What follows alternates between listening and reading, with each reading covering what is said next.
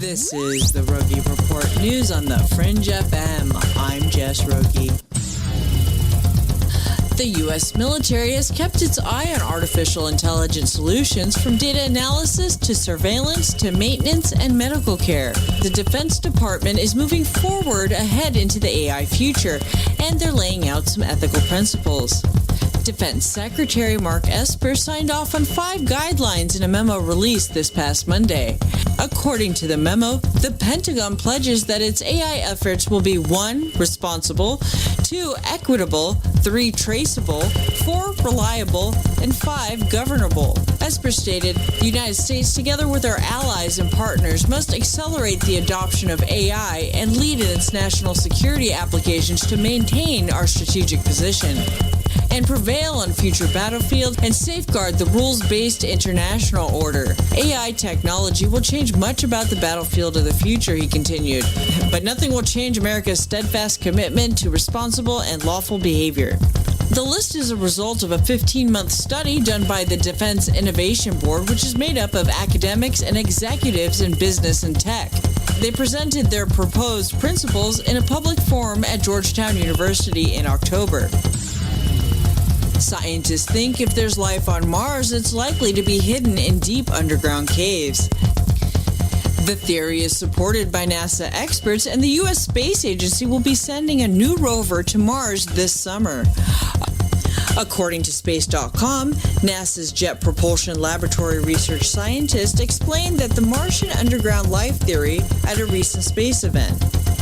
Scientists believe that the agile robot should be made and that they could explore the cave systems on Mars.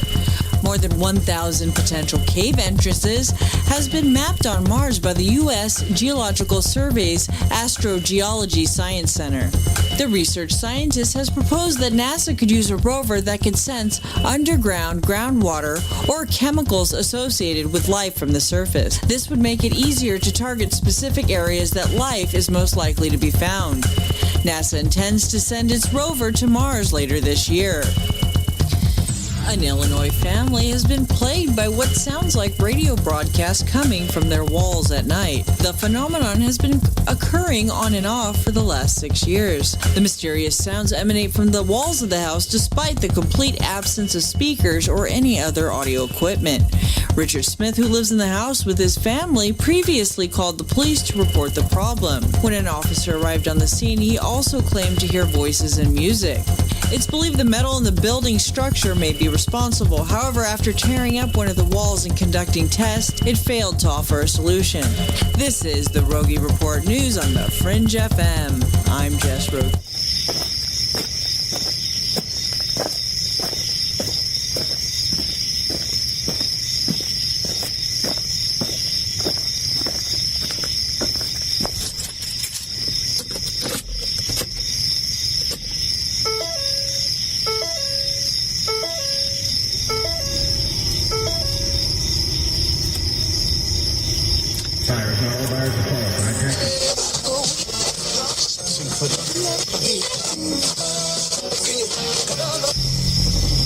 Message is being broadcast by the Department of Defense of the Republic. At 2 a.m. Eastern Standard Time, multiple unidentified objects were confirmed to have entered Earth's atmosphere. Discovery Houston, 20 seconds to LOS speed ready.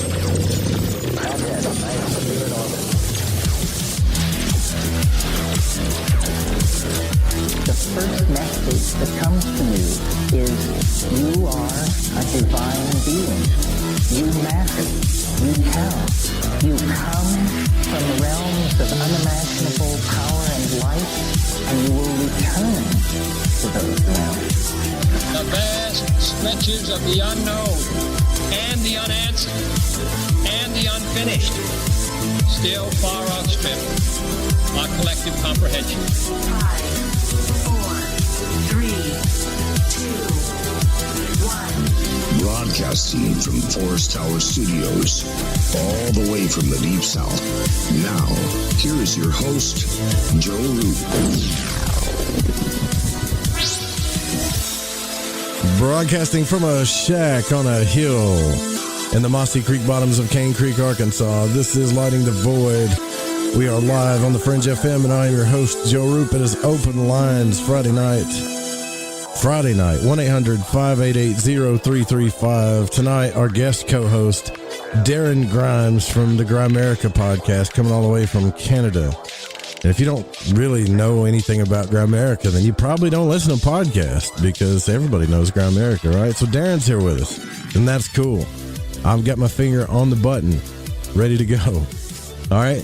So we want to get your opinions tonight, so call in if you can. If you want to join the chat room, you go to thefringe.fm/chat room. That's the link. You can also just click like chat room on the website, and it'll take you there too. And I think it's probably important, before I thank our sponsors, that I tell everybody that we've got all kinds of players to listen to the show with. You can listen to the show on any mobile phone via Google Play, iTunes. You can download the Fringe FM app. You can also download the Paranormal Radio app, TalkStream Live, Radio Garden, Deezer, Streama. Just about every radio app imaginable plays it. But there's two feeds. There's an MP3 feed that comes in at 128 kilobytes per second. Pretty good quality. And MP3 tends to play on every kind of device there is at known demand. And then we have the AAC feed, which is a little bit higher quality, which plays on just about every device known demand. And if you go to the Paranormal Radio app too, and you'll see the Fringe FM, but if you go down, you'll see my separate thing. It says Lighting the Void on there, and that's the AAC feed too. So if you want a little bit lower bandwidth and higher quality feed, there you go. Some tech stuff for you. So it's just like, what it does is it shrinks down the bandwidth, but still gives you the same quality as like high bandwidth MP3. It's pretty cool. Technology is pretty rad. I want to thank our sponsors too, Metaphorical Archaeology. That's Barbara Charlton. If you've had a paranormal experience and you've got some trauma from it and you need help, real help, pro bono, 214-995-3754. Also, getthetea.com. Ronnie McMullen's been doing this for a while, y'all, and it works. It works for a reason. Keep drinking that stuff. Keep taking it. It's good for you. Getthetea.com. Also, ancientlifeoil.com. You really, don't need to get any other CBD oil than that. Honestly, you don't. And also head over to ufoseekers.com, which is backed and supported by the Fringe FM. And if you want, like a real journalistic approach to ufology, I'm not going to say Tim's not opinionated, but he is. We love him, but we know that he's searching for the truth, and that's why we back him here at UFO Seekers on Twitter, youtube.com/UFO Seekers, all that good stuff, man. It's the same thing. We're always going to say it because we love our sponsors. We love our partners. And I love Darren. Darren Grimes from Grimerica is with us. Grimerica.ca. What's up, Darren? Hey, Joe. I love you too, buddy. Now, thanks for having me on. Where did you spill coffee on your computer? Because it's all staticky and stuff now. Is it? Yeah. I don't know. I don't think I did anything differently. How far north are you in Canada, anyways? I'm in Chestermere. Is that a good ways not up? Far. I could be in Montana in 3 hours. So that's not that far, right? If I need a gun real quick. We might have to get used to this. This is like, I don't know if you're on Wi-Fi. It sounds like you're on ham radio right now, actually. Kind of. Ham radio? Yeah. Interesting. Yeah, I don't have a mic because I'm at home. It sounds like the old AM radio kind of stuff, so I don't mind it. I'm good with it. Let me see. Let me listen to it. Let me listen to it. Should I do like an old-timey radio voice and start doing some predictions and some weather? Weather on the 10s? Weather on the 10s? Yeah. Give us the weather on the 10s, brother. It's warm here. It's a Chinook. Now, so I wanted to just kind of ask you what your thoughts were on this. I haven't got to talk to you guys in such a long time. So, like, what your thoughts are on this whole coronavirus thing, man. Is it a setup? Is it a scare? Is it real? Are they trying to vaccinate us? Like it's already on the Oregon coast now. And, it's pretty, man, I'm going to tell you some crazy stuff, but I want to know what you think about it first. Are you in Oregon now? No, I'm not in Oregon. I'm just saying it's here in the U.S. Well, I know you've been in Oregon recently. Yeah, been to Oregon. Plan on going to some other places too this coming few months, but just can't announce it yet. But We're going to be doing some traveling, man. Unfortunately, I don't think we're going to go to Canada, though. Yeah, Canada's overrated. Yeah, a little bit. So tell me, so what do you think about this, man? Are you worried about it, or do you think it's a scheme, or what? Well, I don't think I'm too worried about it. No, I mean, I should be careful what I say, but I think it's just another sort of flu, you know? It's kind of like another SARS or whatever. It seems like all the people that are dying from it are pretty old, and I don't know, I think you probably, instead of like running and hiding from it, you should just get your immune system in order. Yeah, it's easy, right? Fast food. Stay off fast food for a month and eat healthy, get rest, and be ready. Doesn't it seem like they do this, though, every year, though? It seems like they come out with some virus, and then they scare the hell out of everybody, so we go out and buy a bunch of stuff. Like, somebody sent me a video today on Facebook where this guy, I don't know if you've seen it, where this guy was buying Lysol cans, and it says on the front of the Lysol can, it says kills 100% bacteria or whatever, and it lists all the bacteria and the viruses on the back of the can, and it already has the coronavirus on the back of the can.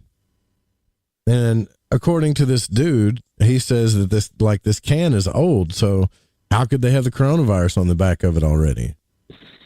I don't know. Well, I think, isn't, like, this is a new coronavirus. I want to say coronavirus has been around for a while. Has it? Yeah, like, I think, I want to say people have already been, like, working on,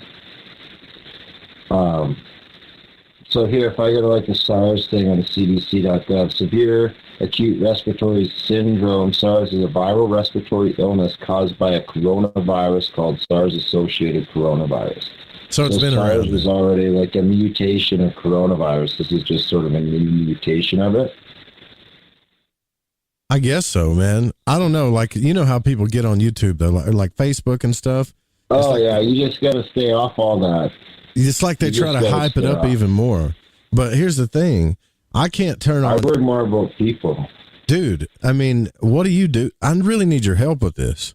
Like, what do you... Oh, God, I can't help you. No, I mean, what do you do to keep from all this, man? Because you get way more listeners than I do, and I already can't handle it. Like, when I turn on the computer, like, as soon as I get up, I go to the computer, I check everything out. I've got wall-to-wall Facebook messages, Discord messages, emails, and 90% of them, they get all butthurt. You like that phrase, butthurt? I learned that today. They get all butthurt if you don't respond to them.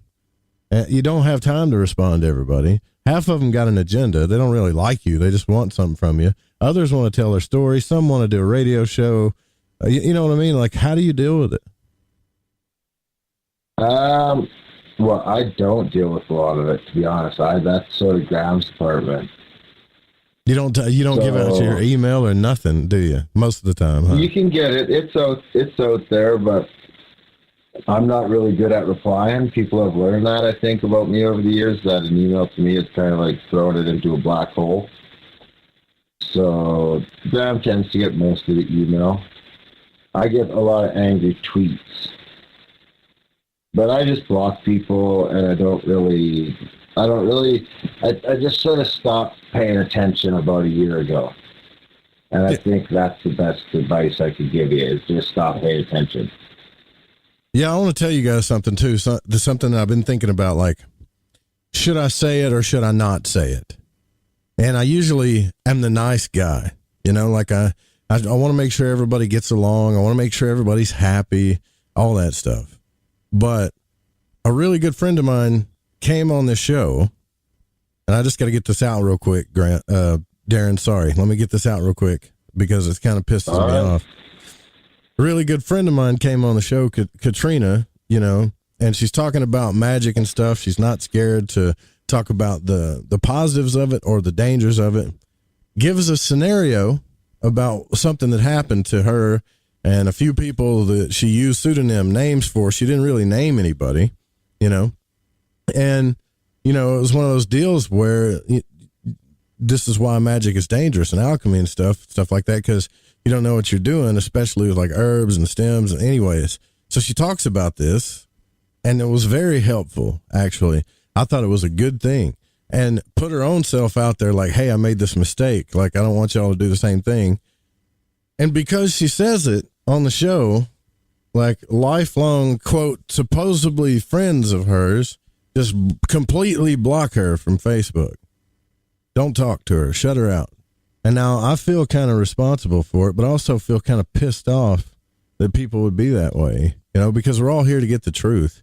And the best way to do that is to be vulnerable, like admit your mistakes, talk about what's real. I mean, that's what helps others. But I think sometimes people get so damn worried about their image that they get their egos butthurt or something. And, you know, it's sad because Katrina is like a sweetheart. She's the same way. She wants everybody to get along and be happy. So all I'm saying is I'm about to just like be done with Facebook altogether, dude. Like all of it. I really feel it coming. Yeah, well, I mean, I've been off Facebook for 5 years probably. We have a Facebook page, but I don't have a personal Facebook. I mean, I try to make it fun. Seems like trouble. I do. I'll try to post funny stuff, show flyers, then something funny, something catchy, you know, try to stay out of all the stuff. But then, you know, it's like, man, if they ain't dragging me into it, they're dragging my friends into it, you know? I can't deal with it. There's too much stuff these days. Yeah. You know, especially on Facebook. It's just like a bunch of crap. Well. And politics has just like infiltrated everything and just everyone's fighting about everything. Well, man, the coronavirus is spreading, the interest rate's up, and the stock market's down. Are you scared? You scared you're going to get mugged when you go downtown? You're a country boy, aren't you? Well, I was born in the bush, so I'm more of a savage, and I'm allowed to say that because I'm in India. You're a savage. That's pretty true. Yeah. Yeah, but I mean, here lately, it seems like you've been getting pretty deep, though, brother. You know, back in the day when you started your show, I always thought, you know, D-Ron, like he's the goof guy, like he'll crack jokes. You still do that and stuff, but I can tell like you've been going through some kind of spiritual stuff yourself, haven't you? I'm always trying to be a little better. Yeah, I think it's important to sort of stay on that path. Yeah, I do too. Don't fall into a rut. Let's see. What do we got here? What do we got here? Okay. Share your experience in the Discord. Recent episode with Navier, Alora, and Joe Roop. I really found the discussion about her inner warrior bloodlust. You didn't hear that episode. I'll tell you about it in a second, though. I want to get your opinion on this. Her warrior bloodlust, very insightful, as I had a visit from this archetype this past week. So before I read this person's experience, we had Navier Laura on. She came on and we were talking about shadow work, right? She was talking about doing this kind of ritual, and man, I forget the goddess name, but it was a goddess that came up and kind of came into her presence, and it was one of those war goddesses that had a bloodlust and liked to cut heads off of people, and she was like, you know, I feel because this thing got kind of invoked in me, like I feel like I want to kill you all and like drink your blood. But she kind of laughed about it because she knew it was just shadow work. But anyways, so that's what they're talking about here. So apparently this person had a visit from the same being. A sense of agitation and egoic power started creeping in a couple of weeks ago after much clearing of fear and anxiety from my spleen and stomach, then balancing the male and female energies of my kidneys. You're losing me already. Okay, here we go. There were trapped or split off emotions in my subconscious stored in both these areas of my body. And so after a very clear dream that the kidney energies were balanced, and at the end of the dream, it shifted to a scene of intense anger and rage, and the images in the dream pointed towards these emotions being part of processing energy stuck in the liver. A few days after this dream, I began experiencing agitation out of the blue, and I've learned whenever I get emotions that pop up in for no apparent reason like that, it's time to sit down and meditate to process something coming up from the subconscious.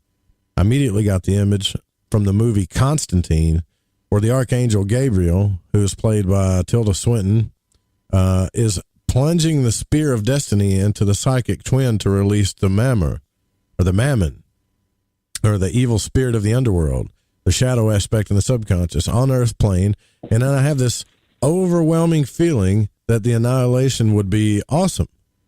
So there was a sense of ultimate all-consuming power, ego, and control associated with this.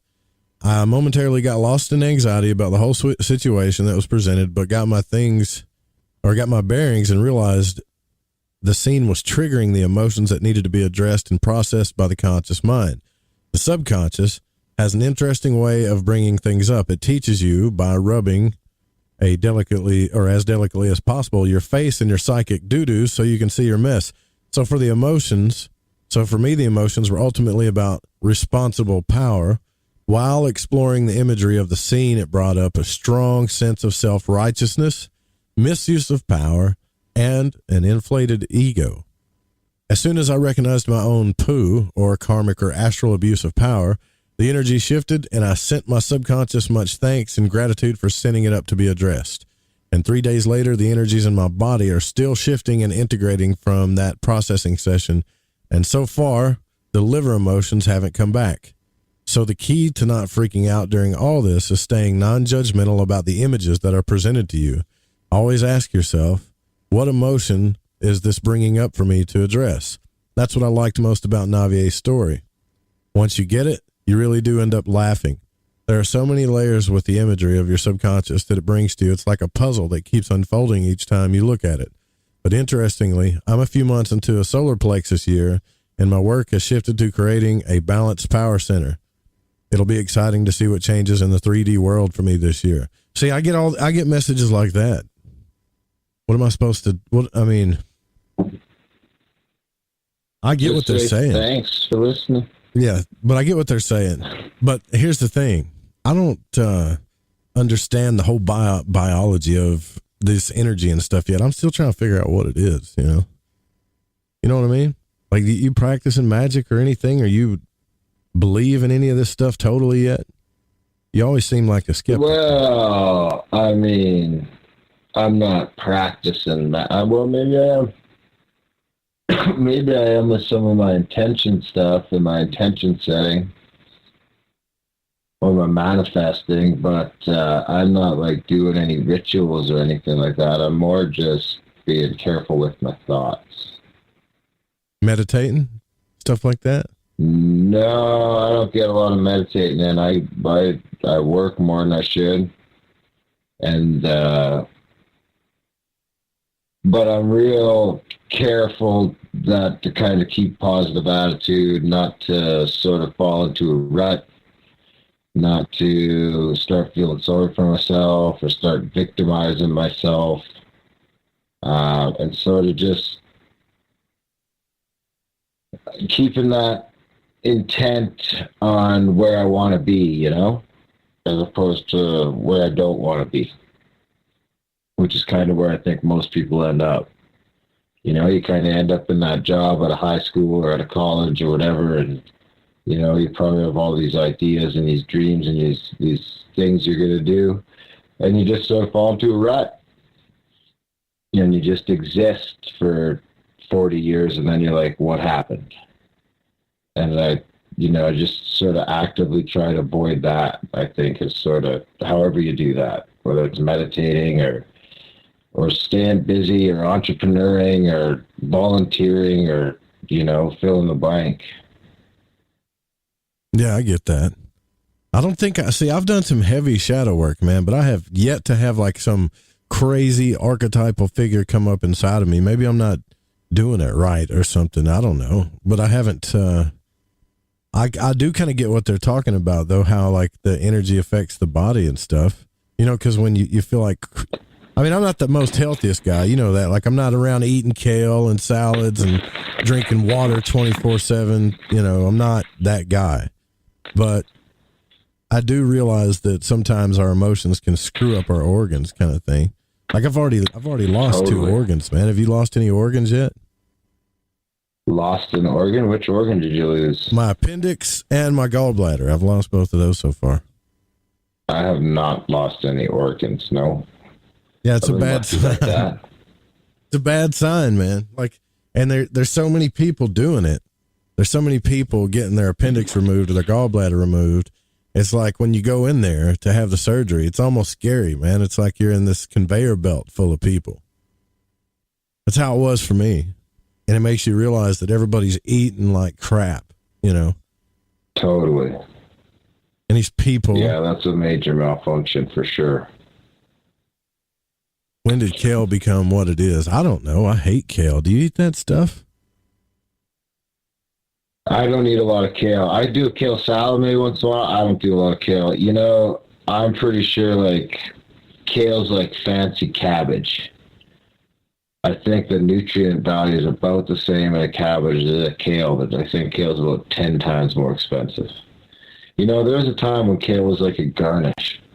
I swear like the kale lobby did something. There's a kale lobby, and that made kale a superfood. Yeah. I won't eat it. Like, I can't eat stuff. It all tastes like soap to me, especially cilantro, man. That stuff is terrible. They put it on everything. I like cilantro. You like that? Oh, yeah, man. Where are you down south anyway? Man. You're in North Carolina? No, Arkansas, you know. I don't. Arkansas. So you're like the fourth person that thinks that I lived in North Carolina. Do I sound like a North Carolinian? You do sound like you do. If I had to place it, I'd say like Asheville, North Carolina. My mom was from North Carolina, so I used to visit there a lot when I was a kid. Was she from Asheville? Nah, not Asheville. Does that sound like Micah, kind of? Like his group of people? Yeah, totally. Yeah. So Arkansas, is that border Texas? Yep. East of Texas. Just on the eastern border of Texas. I was just down in Texas. I loved it down there. Why didn't you tell me, dude? I'd have come hung out with you. What were you doing? I went and visited the Snake Bros. The what? The snake people? The Snake Bros, the podcast. Oh. Yeah, how far are you? Brothers of the Snake or whatever? Serpent? Yeah. They're brand new, aren't tracks. They? I think they're like 100 and some episodes in, maybe 150. What do you like about them? Well, I like that they're my business partners on a couple things, mostly. That's cool, I guess. They're good. They're good dudes. Yeah, they're good dudes. They help us run our conferences. So, yeah, we'd be lost without them in a lot of ways. I know the feeling, man.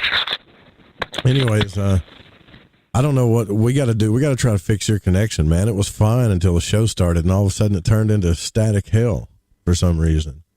Really, eh? Yeah, it's weird. I don't know what it is. I mean, I can tolerate it, but, you know, there's a lot of audio snobs out there, and they're not going to listen to it. Audio snobs. Yeah, man. Let me see. What if I go like this? No, but it's Friday, so I'm really not worried about it. Friday's the laid back night. Casual Friday. Casual Friday. All these buttons. There's all these different buttons on this thing that I don't think they're doing anything. How's that? Better or worse? It's the same, man. I don't know if hitting buttons is going to help it, but here, let me hit some buttons. You're the engineer, though, aren't you? Aren't you like the main engineer of the podcast? That's what it says on your website. I'm not in the studio. I'm in my bedroom. I'm sitting on my bed. Yeah, I know, but you know better. You should be technically inclined by now. Do you think? What are you trying to say, Joe Roop? Because you're like, here, I'm gonna hit some buttons. Does that help? Here, let me hit another button. Why don't you do like my dad does and blow on it? I'll try it now. You know. You better get ready. You better get ready on that button of yours, that blue button. It's gonna be a time. Dude, you made me hit it once already. Like I hit the button. Come on, man. Like, I'm sorry. I'll be nice. I promise. Please don't make me hit the button a lot tonight. I'm hearing from the chat. I sound fine. They say I sound stoned. That's a little offensive. I am so. Well, it's Darren. I mean, yeah. Anyways. Yeah. So I was in San Antonio. How far are you from there? Not far, but we got to take a break. I want to hear about this, though. I want to hear about the brothers. Yeah, a break, man. We got bills to pay around here. Break. We're on the radio. No swearing. Breaks. Breaks. Yep. We'll be right back with Darren Grimes. How long's the break? I need to see 4 minutes. A different headset. How long do I have? 4 minutes? Yep. 4 minutes is the break? 4 minutes. Geez, I could have a nap.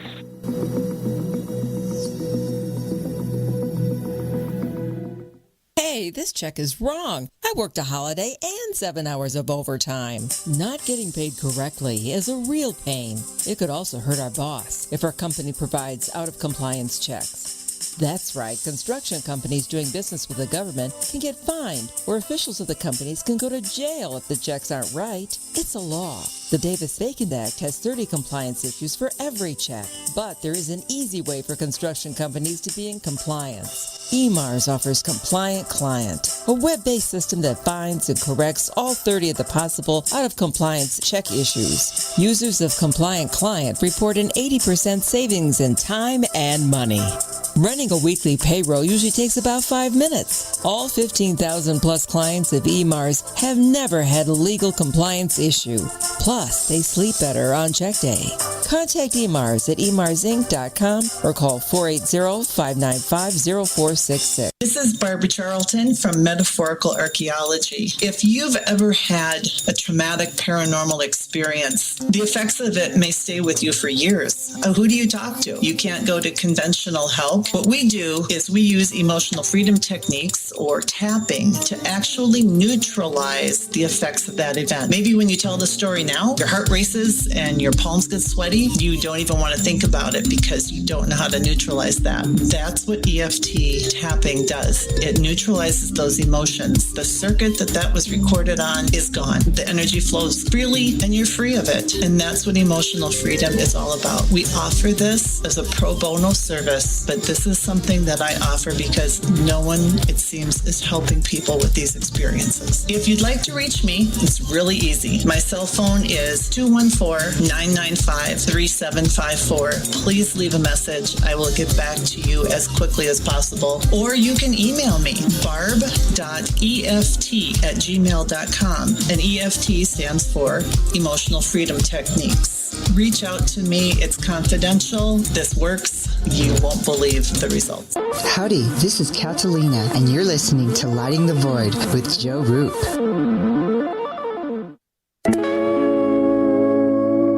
OMG! People are jumping on board to the Life Change Tea Regiment. Brew, steep, and drink for a gentle, taste-great cleanse. It's changing how they feel. See what everybody's talking about. Log on to getthetea.com. That's getthetea.com. Life Change Tea aids in digestive slowdown and helps people get moving down a healthy path. We won't make claims. We'll just let you decide. Experience is much better than a commercial anyway. If you want results, log on to getthetea.com and purchase your super strength cleansing tea. You won't be disappointed. And if you're looking for some mind-body suggestions, go to YouTube and punch in the search bar Health Matters Now. That's Health Matters Now. Put power into your health now. So, getthetea.com. That's getthetea.com for super strength tea. And YouTube, Health Matters Now. That's Health Matters Now for valuable suggestions. Getthetea.com. The tea that makes you go. This portion of the show is being brought to you by Honest Ed's Used Automobile Emporium, where each and every car we sell is backed by Ed's unconditional replacement warranty. If your new car turns out to be a clunker, just bring it back, and Ed will replace the warranty absolutely free. The Fringe FM isn't just a radio station. We also provide services for all your audio production needs. If you're interested in live radio or pre-recorded podcasts, we're here to help. We even do audio enhancements and voiceovers if needed. If you want to do a podcast or live radio show and even want the option to syndicate on terrestrial radio, from simple audio file enhancement to live production and call screening, we have you covered. We have worked with some of the best professionals in the business in order to provide coaching instruction for content creation, show structure, and more. Contact The Fringe Digital Media for more at info@thefringe.fm. That's info@thefringe.fm, or call 501-777-5631 for a consultation. Ooh, yuck. They're unhealthy and gross. Bugs, I hate bugs. We keep a clean home, but occasionally bugs show up. Well, I found something that is tougher than bugs. Orange Guard. From contact, it kills bugs. Plus, Orange Guard kills hidden bugs and keeps new bugs away for weeks. I know. I use Orange Guard. Plus, all of the ingredients of Orange Guard are on the FDA generally regarded as safe list. Orange Guard may be used around food, humans, and pets. It promotes a healthier planet, and here's a bonus. Orange Guard cleans where it's sprayed. Plus, it comes with a 30-day money-back guarantee. Orange Guard. You can get Orange Guard at Ace Hardware. And listen, folks, Orange Guard is tougher than bugs, and it's safe to use. Go to orangeguard.com. That's orangeguard.com.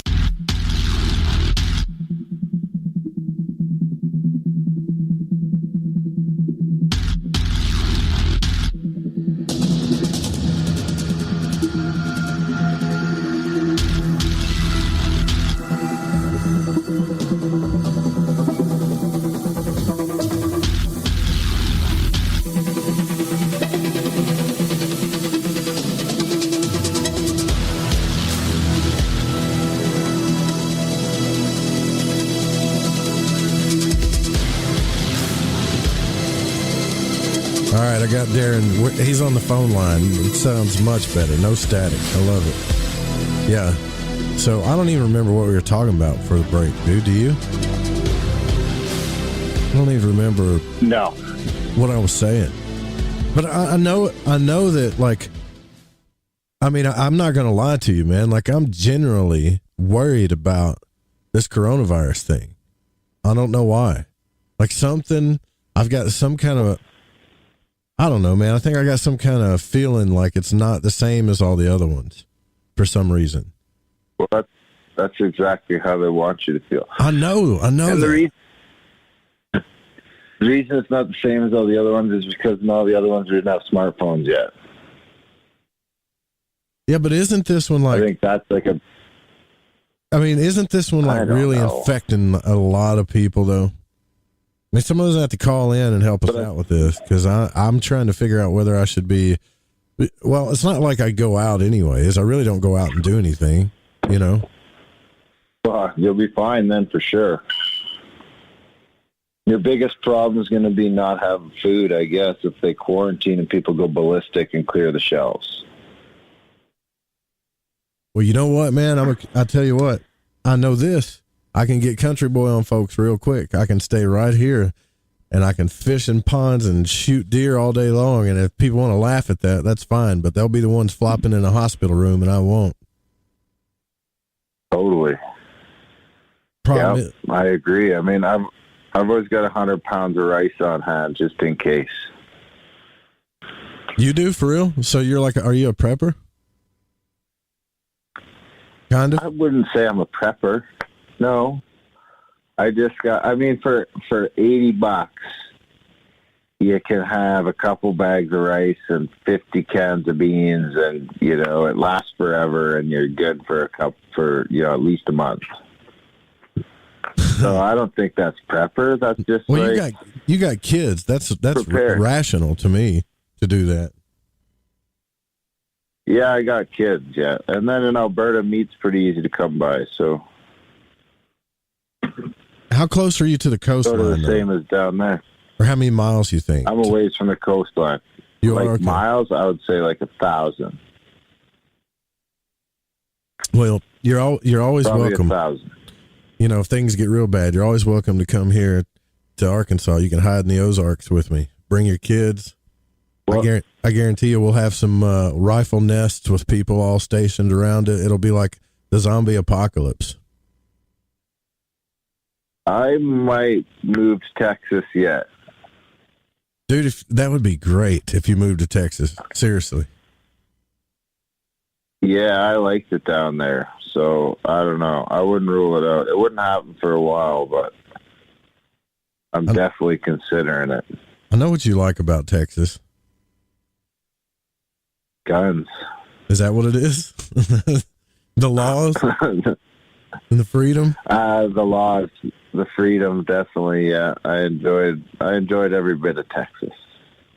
My dad always told me the women in Texas are so beautiful, it doesn't matter. You could go to the Waffle House and the women there are hot.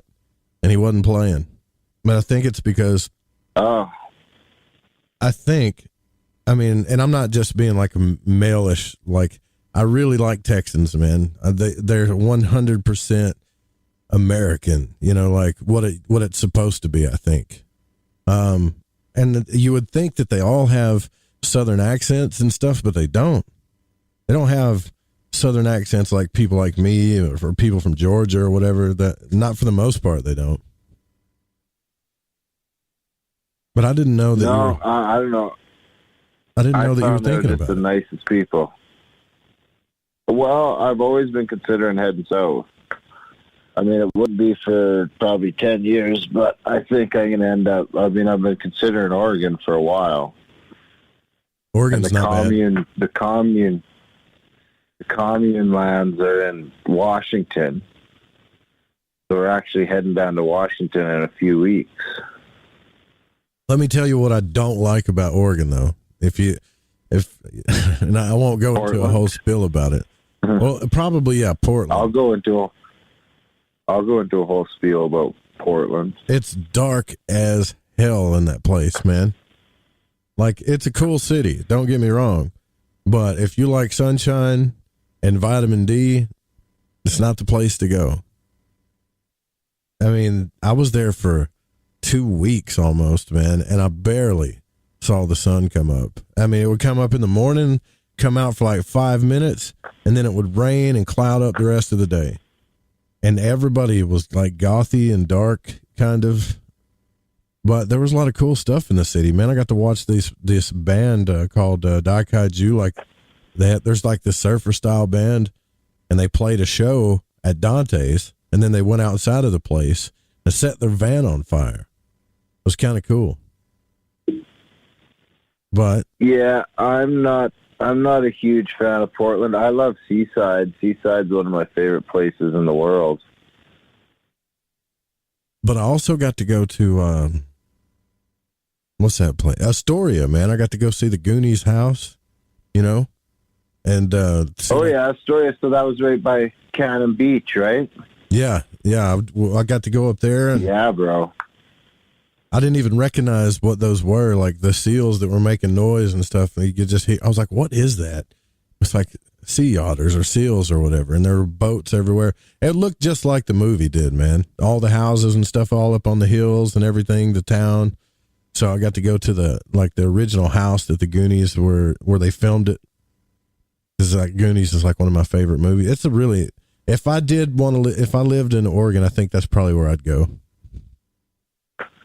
Well, that's like 20 minutes from Seaside, dude. I've been there too. That's beautiful country, man. That whole coast is beautiful. And the beautiful thing about Oregon too is there's like nobody there. So you got like 2.5 million people in Portland, and then there's only like another 1 million people the whole rest of the state. So it's super rural. I'm more of a like sunny guy though. Like I like deserts and palm trees and beaches and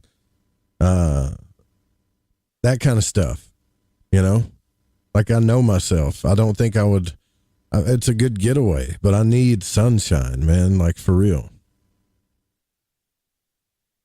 Is it sunny where you live? Yeah. Well, not in the winter. In the winter, it's just cold.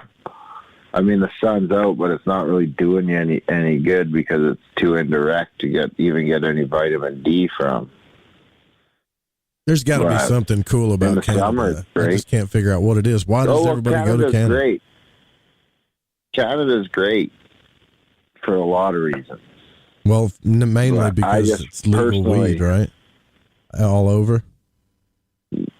No, well, I don't know. Washington, Oregon, California, most of the states I've been to have got a better weed scene than Canada does.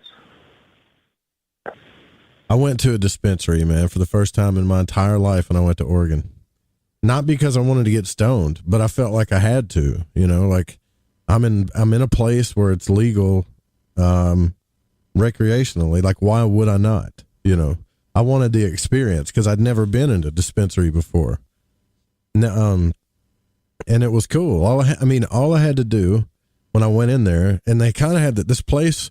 It's weird how they have it there because they're all like kind of hidden. You know, it's not like way out with a big venue sign or anything like that. They kind of stay low key about it. And then you go in there and you got to take your hat off, and that's it. You just got to take your hat off, show your ID, sign a form, and then you go get to meet the experts of weed. Like those people in those dispensaries, they know every little thing about pot, everything. It's pretty impressive. But you're probably used to that. The bud tenders.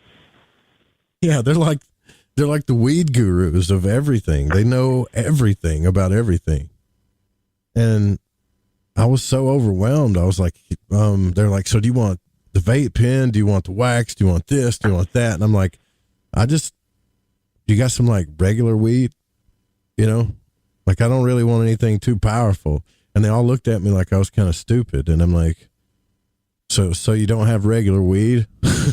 Like, I'm used to the high school. It must have been so long since I smoked. I'm used to everybody pitch $5 on a bag after high school and go get it. And times have changed, man, big time. Did you buy some weed? Yeah. Did you smoke it? Yep. Oh boy. Of course I did. Like, I'm not afraid to try stuff, man. Like, if just for the experience, you know, like, I got to. Well, why don't you come up here? I'll sort your rate out. I don't know, man. I don't feel like having any. I don't want to go all the way up to Canada and have an anxiety attack. Be like, I'm so far. What would you do if I had a panic attack in front of you? I'd give you a big old hug. You would? Oh, that's sweet. Yeah. All right, hold your hand or something. You know, there's little tricks to get you out of that. Yeah, that'd probably give me anxiety even more for some reason. I don't know why. Like, there's certain, like, I know there's this one strand of weed that it doesn't bother me. Like, it's almost perfect for me. It's called, what is it called? Skywalker. Yep, that's what it's called. Have you ever heard of it? Probably. Yeah, probably. Yeah. I was thinking we get you on some mushrooms or something, though. I'm down for that. I was actually talking to a friend of mine and the guys from Dreamin' Jaguars who do that YouTube channel about DMT. I think I'm ready for another psychedelic trip. It's been a long time, and I need another reset. I don't know if I want to do mushrooms, though. I could sort you out either way. Really? Are we talking like DMT level? Is it illegal? Is it legal? Should I not be talking about this on the air? I don't know. I don't know. It's your show. I don't give a shit. Yeah, I don't have any on me.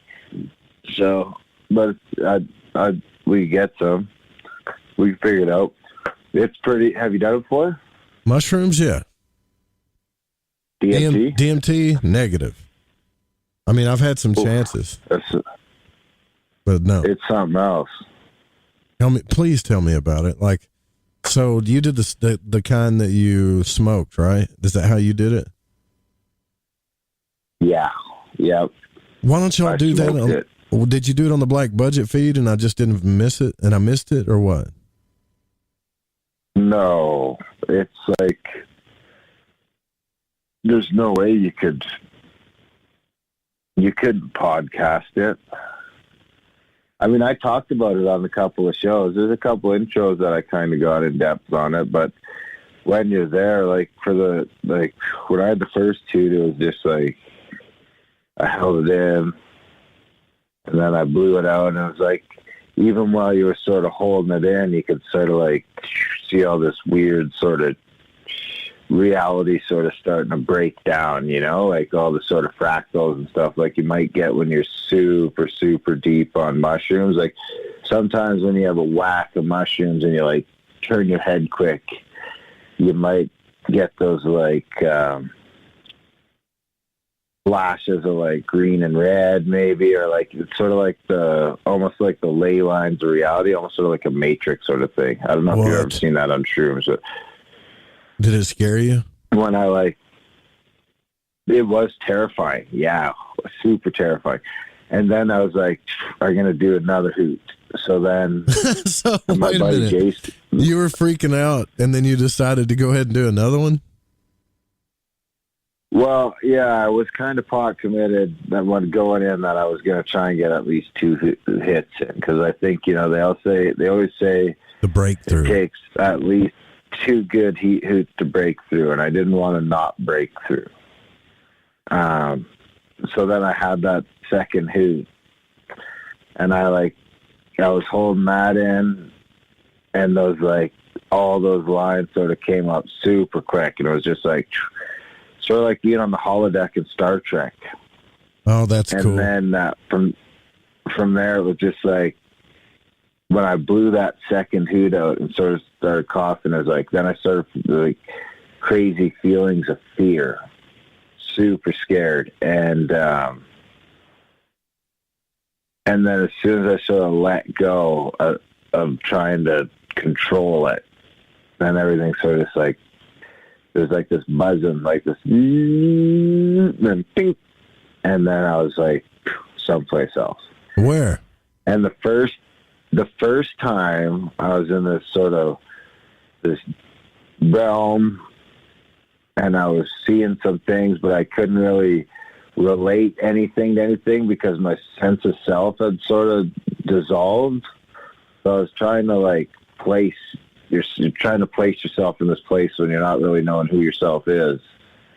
And then there was this weird scene thing where there was, I don't know, it was almost like a school bus whipping by with a slot for, instead of windows, it was slot machines of these symbology, and it was a never-ending school bus. And that's kind of really all I remembered from it. And then I sort of came back. It fades away. Sort of reintegrating into, you sort of fade back into reality. And then it took another 45 minutes for everything. But it was a weird experience, man. It was a hard reset, And a lot of pent up anxiety and stuff that I had. And I don't even know why it went away, but it's just it was all gone. So you think if you did it again, would you be scared again? Well, the second time I did it, I was terrified because I thought, and the second, because then I knew it was it is not for the meek of heart. I'll tell you that. There was nothing it wasn't super fun. It wasn't mushrooms have that fun aspect to them. Yeah, where you're laughing. DMT doesn't have that. Yeah, DMT doesn't have that fun aspect to it, in my opinion, at least. There wasn't anything fun about it. But it was extremely medicinal, I found. And it's weird because you're not even really sure why it's medicinal, but it is. The second time, though, I was kind of scared, and I was even kind of cocky going into it because it was my second time. And I was kind of and there was another fellow there that it was his first time. So I was kind of, subtly, I realized that kind of after that I was sort of being cocky about it. And I get what you're saying. But the second time, it was whoa. So it was just ow. And then I was face to face with this weird entity dude.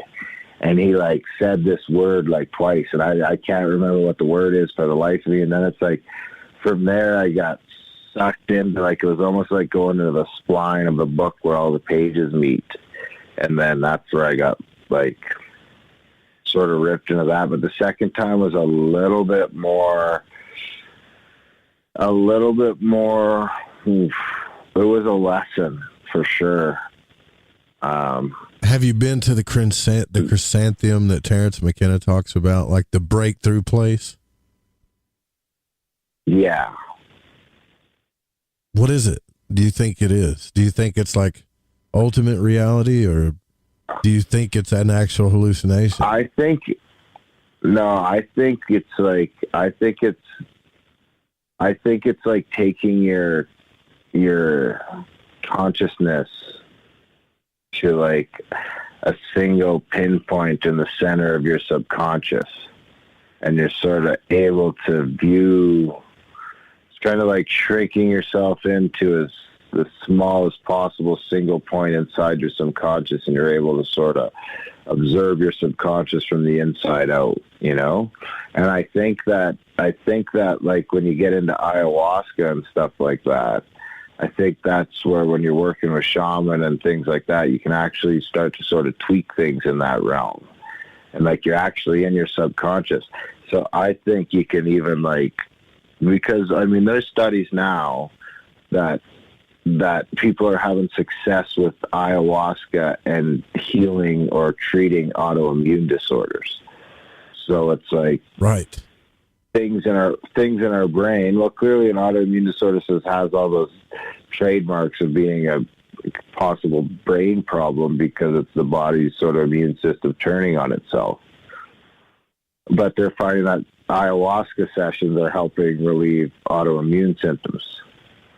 So I think, honestly, like, I know we're good buddies and stuff, but I really think, like, you're an advocate for this stuff for people, man. Like, didn't you go to, and I know you're like one of the most humble people in the world. You never think that there's anything special about you, and I get all that stuff, you know, but didn't you go to, like, a psilocybin conference or something like that? That's where I got that picture from that I put on the flyer, you know. Did you speak at an event or something about that? No, I was just, I was a guest host. I was a guest host at the Psilocybin Summit. I got to do DMT, man. I have to. Like, and I've been invited. Yeah, I recommend it. I mean, I've been invited. I even been, you know, like I don't know why I didn't do it, but I was even invited to London once. It's like, Justin, you know, he was like, we got a house up here, man, that nobody's in, and just make it here, and then we'll hook you, you know, we'll take care of you, that kind of thing. And I know those guys, you know, they're passionate about it. Those Dream and Jaguar. I should have done it, man. Like, I think about it a lot, actually. I really do. And every time I think about it, I get nervous. And I think that's what keeps me from attempting it, you know. But I can almost bet you if I was around you or Graham, I wouldn't be nervous. I probably would be all right. Yeah, well, I mean, even mushrooms always have me a little nervous. Always have me a little nervous. I mean, it's important that you're like, so the one thing I would say about DMT is if you're not like doing your work, you know, like we were talking about before, about sort of being on that path of trying to be a better person, you know, whether that's reading some books or some self-reflection or whatever it is, then I think you got to be careful, because I think that's when you can start, that's where the bad trips and stuff sort of can start to come in. Or you're not going to get the desired result if you're not sort of in that proper mindset. So you're like forced to do, like there's no way around it, right? Like you're going to go kicking and screaming. You're going to meet something. That's what I've been told. Like you're going to meet these entities. It's funny though, because man, we got to take a break here, but it's funny. Like people talk about that it's, you know, Terrence McKenna and other people talk about they're not sure if it's really in your mind or if it's like you say, the subconscious. They kind of think that it is the portal to another dimension, so to speak, or whatever. But I don't know. You know, we can talk about it more. I got to take a break. I know people want to hear about it. It's cool. We're with the perfect person to talk about it tonight here on Open Lines. You can call in, you know. We got this fancy phone system. Call in and tell us about your experience with it. 1-800-588-0335. We'll be right back with Darren.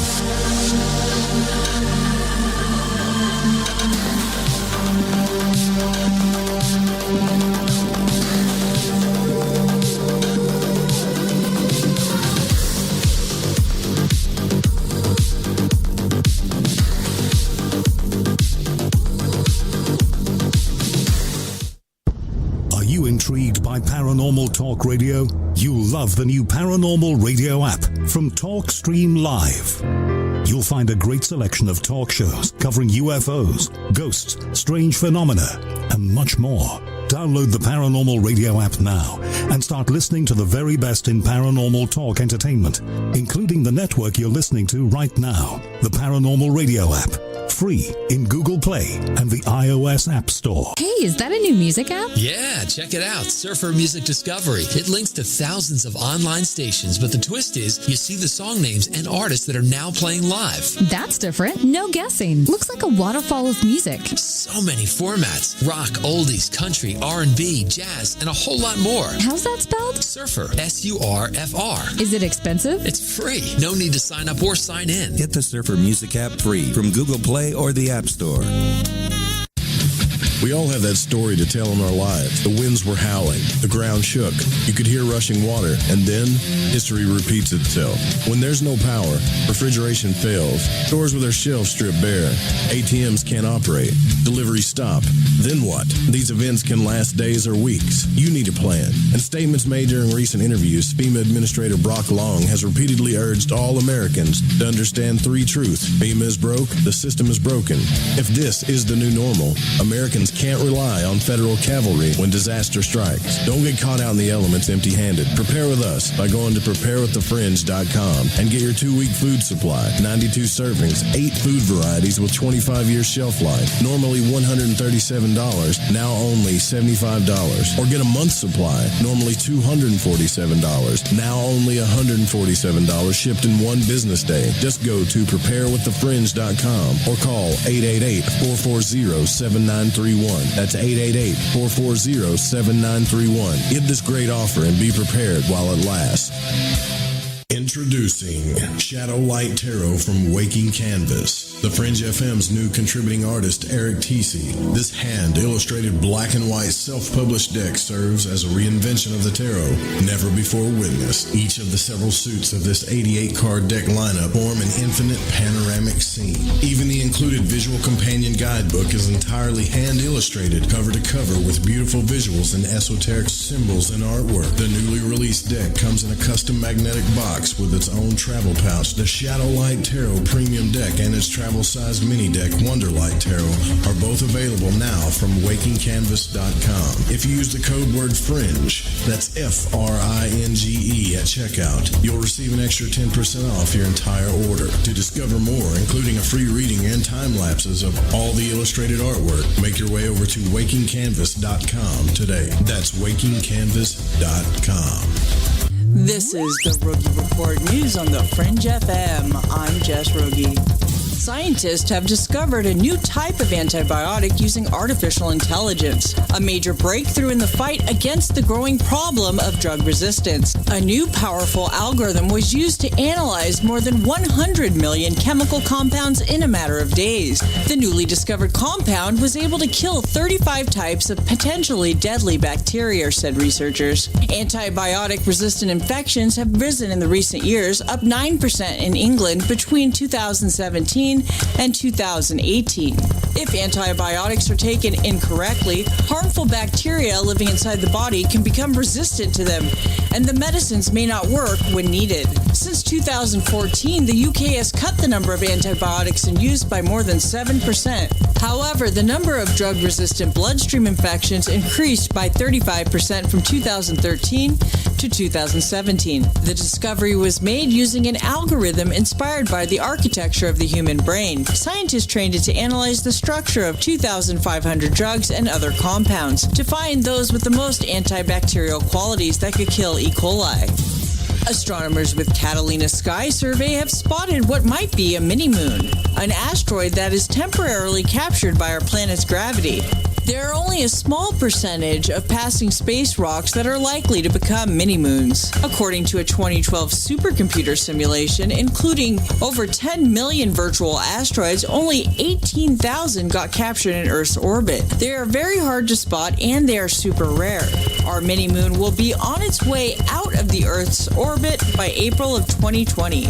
However, it is possible that the simulation is incorrect, so observations are ongoing. Either way, by studying our mini-moon's strange looping orbit, we can learn more about how these objects are captured by the Earth and how we can look for them in the future. The University of Manitoba's Archives and Special Collections Unit received a private donation by Canadian ufologist Chris Rutkowski, adding 30,000 UFO-related materials to the university's psychic research and spiritualism collection, making it a hub for paranormal archival research in Canada. Shelley Sweeney, the recent retired head of Archives and Special Collections, said the artifacts donated by Mr. Rutkowski details various UFO sightings. The donation includes 20,000 UFO reports filed since 1989, 10,000 UFO-related documents from the Canadian government, and artifacts from a 1967 encounter with the UFO in Falcon Lake, Manitoba. Also, there are more than 2,000 books on UFOs and research from 10 books by Mr. Rutkowski. This is the Rogie Report News on the Fringe FM. I'm Jess Rogie.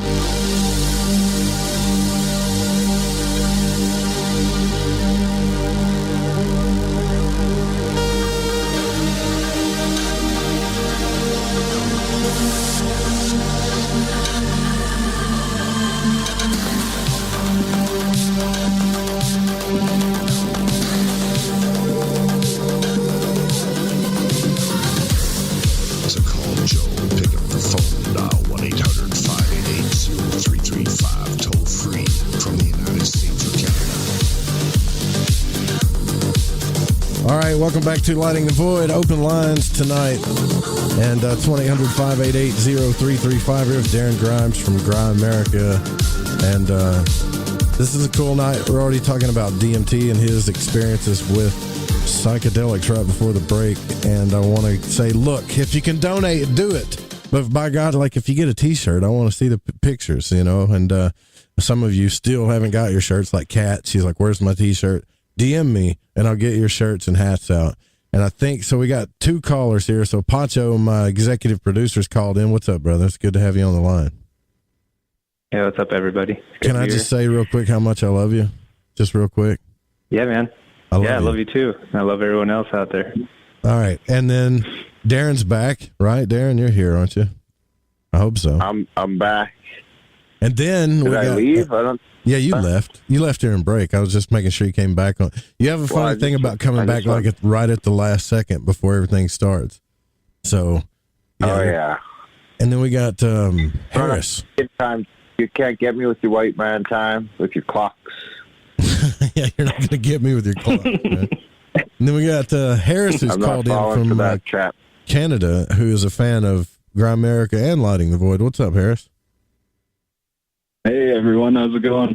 It's going. And what's on your mind, brother? Did you got something you wanted to ask Darren, or do you have an experience you want to talk about? Or yeah, it's so bizarre. A little bit of backstory to this was I've been conversing with Pacho over the last couple days over Instagram, and it was just sort of like, I had this feeling deep down that it was maybe time to like reach out and sort of converse with my like digital metaphysical professors that are out there in the world that I listen to. And, you know, a lot of them end up coming on this show.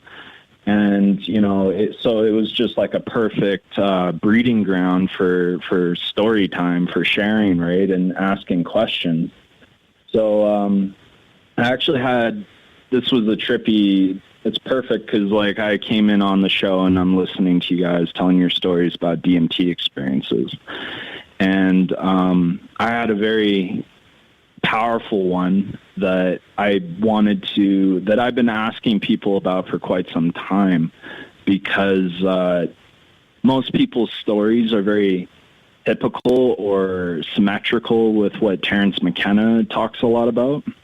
And how, like, you see lovely gnomes and all these, like, great creatures and everything like that. But, like, my first time, usually people are like, oh, I was only gone for, like, a minute or two. And my first time, I actually broke through and I was gone for 15 minutes.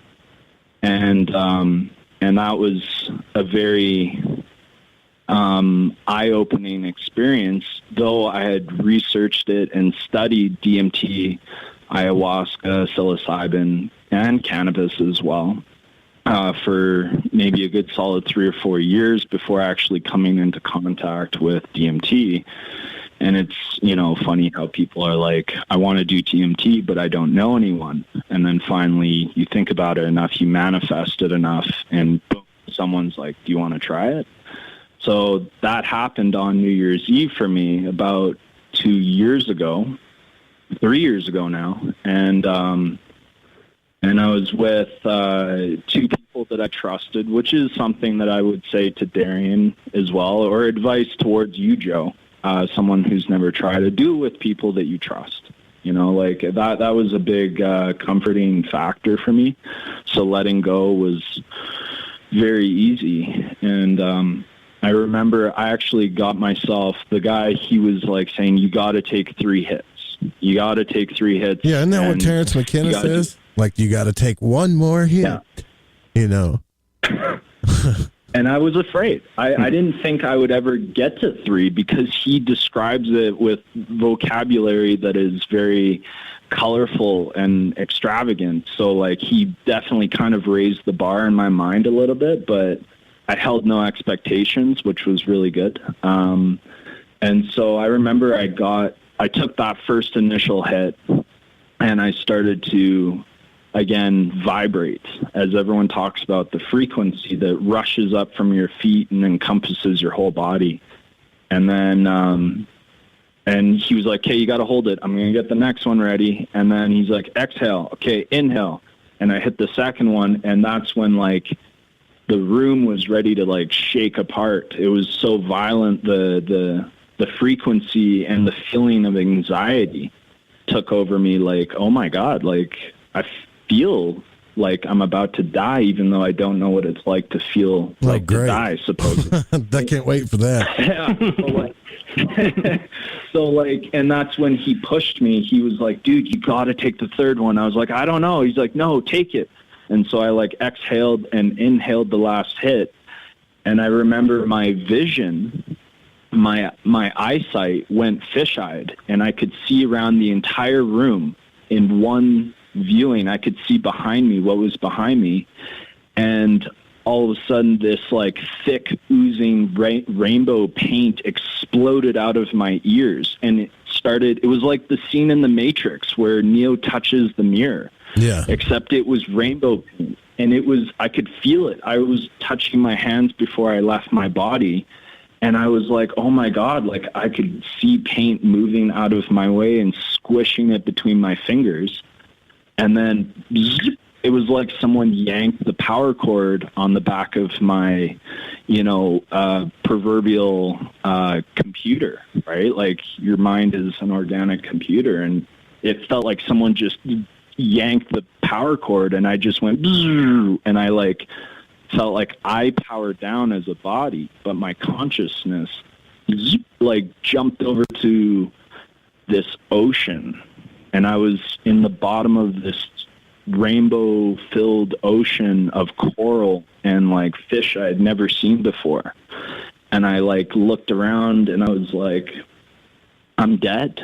I was like, oh, man, I had to hit the red button on you, bro. No, the last thing. Let's wait 8 seconds, and we're good. All right, so you messed up. Did you think... You got butt. That's all right. Don't worry about it. It happens. I've done it. I say cuss words too, and I have to hit the button on myself. It's okay, man. Yeah. So you messed up. I'm getting bleeped on. So yeah, I messed up. And but then there was a curiosity that came out of me right away. Like the anxiety and fear melted away. Like, well, I'm still breathing, and I'm still thinking linear thoughts. So a part of me has survived, and I know that. So I must be okay. And so like your higher self almost starts to like take over and calm you down and be like, no. Now's not the time to freak out. Now is the time to learn. And so I started just observing my surroundings, and I like could tell I was in an ocean. I was under the ocean of some kind, but in an ether. like, you know, when you see videos or movies of like gases in the air and they kind of create like a mirage. Yeah. And I was in this mirage ocean of ether, and I could see it all around me, though I couldn't see my hands or my body. And so, like, I looked up and I could see what looked like the top of this ocean in this, like, closed dome of orange, like, sunset light or something. It was like a sunset that lasted all day. It was. How do you remember all this stuff? And then, like, Darren, he can only pull, like, 4 or 5 things maybe, and then it fades. No. I don't know, and I've been trying to seek out other people because my first time, I remember it like it was yesterday, which really, like a memory, like I was there. Like a dream memory? You know, when you go to the grocery store and everything, you're like, I remember I was there, you know, or you do something more spectacular than going to like a grocery store, but like, you know, like it sticks like a memory, a good time you had with your family or your friends, right? And so that is just the tip of the iceberg of this trip. For 15 minutes, I experienced 3 realms. That was the first realm I fell into. It was like a beautiful ocean, and then at the very top I could see this, like, you ever seen like a human like jump off a diving board and for a second they look like they're flying? Yeah, kind of. And so this shadow, this tiny little pinpoint image of a human jumping through the air and jumping into the ocean, which felt like miles away. They created this air pocket tunnel right behind them. And on the other side, like a trajectory, another tunnel opened on the other side and met the shadow figure in the middle, and the shadow figure swam up the other tunnel of bubbles that met that being in the middle. And I was so blown away. I was, whoa, like what is that? And then I felt something behind me, like a spidey sense, like the back of my hairs, my spiritual hairs, like tingled. So I turned around, and I was in this floating realm of human incubators. Like in the movie The Matrix, for real? Like in the movie in The Matrix, man. But they weren't like so neatly organized like in the movie. They were floating around in this realm, free floating, this greenish, murky green, swamp looking like water. And I looked behind me yet again, and there was a broken incubator with no human inside of it. And there was plasma, like electricity or plasma was like lashing out through this ether, like trying to pull me back in, like it disconnected from its source. And I pulled back from it. I was like, whoa, like I don't want to go back inside of that thing if that's where I'm from. And then I felt, yet this is when I entered into this third experience where I felt this like a dark room behind me. I could feel it. And I turned around and I was in a dark room completely, like I shifted in like a movie scene or something, and I went to a dark room. But then I could see in the distance there was like a floating rectangle, like a floating LCD screen in the air, just showing white static. And it was casting light down on the floor. And there was like smoke on the floor and everything. And I found my way over to this television screen, and I just stood there for a second. And then out of the darkness, this metallic black alien with black skin with stars inside of it, with like wearing a suit and a tie, with they have like their own version of a red poppy alien flower or something, and it was pinned to his lapel. But it was a flower I'd never recognized before, but it looked very similar to our poppy, which was very trippy. And he had like an actual styled hair. All right. Made of like... All right, hold on. I got to stop right here. Darren, you got any questions so far? I'm just enjoying. Anybody got any questions? It almost sounds ayahuasca. Yeah, all right. Okay. No. I mean, this is a lot, man. Did you write all this stuff down? This is a lot. I did. All right, continue. Then. Yeah, Go ahead. I've been conducting. Yeah, so what was bizarre was the details. Like everything that I was picking up, I wasn't necessarily relating to a human experience up until this moment, where I'm seeing this gigantic being sitting on like a floating chair, coming into the room, metallic skin. I could see the reflection of the static on his eyes and skin were like shimmering his skin. He was wearing like a silverish jet black suit with a shaved hair. Like he had a styled hair and everything, which was a bizarre human trait to see in what I had half expected from what Terrence said was, gnomes. Yeah. Yeah, or like, lovely bouncing, dribbling balls or something, right? Like, I was half expecting that. I'm glad I didn't hold too much expectation because everything was kind of blowing my mind. And this being came in the room in front of the screen on this platform, and I could hear voices behind him. And there was lots of voices. They were like, what is he doing here? He's not supposed to be here. He's not ready to see this yet. Like, what are you doing? And then this creature that was sitting before me on this chair, without even moving his mouth, he put his hand up to his like he leaned against his arm, like creating that L in his, when you rest your head against your hand, and he just said out loud with a booming voice, "Silence. I want to see what he can do." And so then all of a sudden the TV screen turned on, and it was the vision of my girlfriend at the time. She was looking down at my sleeping body, and like I could recognize myself through the TV screen. I was like, for some reason I know that body. I'm like, oh my God. That's my body. So wait a minute. Holy crap! That's so hold on a second. Like you didn't know who you was. Like you had lost your identity at that point.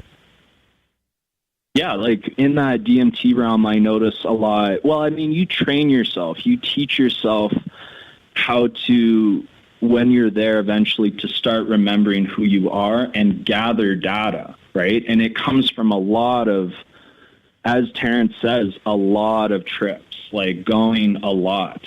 Like, all right. And so the freaky dude, then he's like, I want to see what he can do. You see yourself and your girlfriend in the TV screen. You go, wait a minute, that's me. Yeah. Then what happens? So then my body started moving in the TV screen. My arms lifted up in front of me about a foot apart, and I pointed my palms towards each other. And they started creating these plasma cords came like out of the air and started like materializing between my hands, these plasma cords. And they started creating geometric patterns and shapes and spheres and tetrahedrons. And they started compounding on each other, creating much stronger shapes, impossible shapes that like I can't conceive. Or maybe, I don't know, maybe I can. I don't know yet. But my body was doing that through the TV screen. And then when I had the self-recollection that I was like, that's my body over there, the hands on the TV screen all of a sudden hesitated and they shook. They were like, oh no. And they it was like you were juggling, then all of a sudden you lost track that you were juggling. You drop all the balls on the ground. And so the plasma cords started to come apart and they disappeared back into the thin air on the TV screen. And in that moment, this being next to me, he, without again moving his lips, he said, interesting. And he like pressed the button on his holographic. He had an LCD or a holographic screen on his floating chair, and he pressed something. and he floated back into the darkness.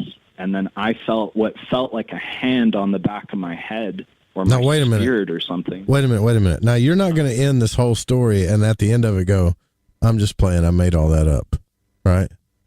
Like, no, you're not going to do that to me, are you? I recorded the audio when I came back that night. All right, I got a friend that used to do that stuff to me. It drive me crazy. All right. Hold on a second. Let's stop right here. And then let's just stay where you're at with the story, Harris. And then let's see, we got a caller from 443 area code. Who are we speaking with? Ryan from Kansas. Who? They're not speaking, whoever they are. No, Darren, it's Bill. How you doing? It's who? Hey, Bill. How are you? Bill. Joe, love your show. What's up, Bill? All right. So what's up, Bill? All right. So do you have a question for Darren or Harris? Like, I'm into the story, man. I just didn't want to leave you there hanging. No, I just don't want to interrupt. Carry on. All right, here we go. All right, continue, Harris.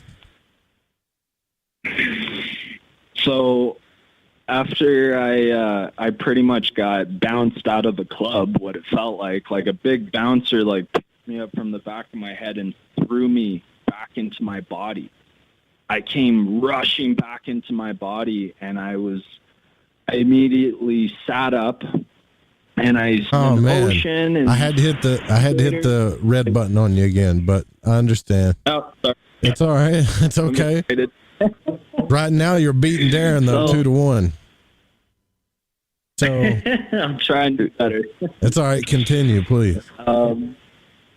So yeah, I was cast back into my body, and I started, rambling. I started, babbling about alien contact and like oceans of energy and sunsets and, human incubators and everything. And little did I know, but they did it as a favor to me. The people I was with, they recorded the audio. They didn't know how I would feel necessarily asking me that, but they figured it would be in my best interest to, if you leave your body for 15 minutes, that, like, there's no funny business, right? So either way, It was kind of nice. I came back, and I went off about everything I saw, and they were like, dude... and the guy that shared it with me was like, I've done this stuff 30 times, and I've never experienced what you did. I was like, what? I'm like, I thought, what do you mean? Like, it kind of made me feel a little bit insecure. Like, what do you mean you've never experienced aliens or something? Like, am I crazy? And they're like, you're not crazy. You just, you're tapped into something a little bit more than others. You got to nurture it, right? And I was like, okay. And so I from that point on, I had to push the boundaries, the envelope. And so I've actually, through other witnesses, through very, reliable people, that I actually brought things visibly back that I saw. I showed people things that I met with. They came back with me, and people were freaked out. They were like, dude, are you seeing this? I'm like, yeah, that's the guy that came back with me. And they're like, I can see him. I'm like, yeah, I know. That's the point. Do you believe me now? And they're like, yeah, we do. Whoa. Hold the phone here. So you're telling me... Yeah, I'm holding... So you're telling... Yeah, that's a funny phrase, isn't it? Because I'm... Okay.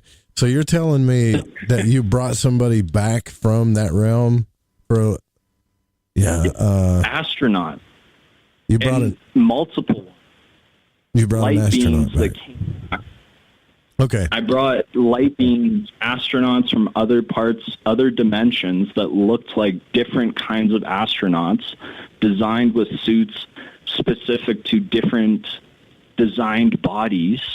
I got you. And they hung out with me. I got to take a break here, man, but please, just for the purposes of the story, we're going to stop right there, and then we'll come right back. Sure.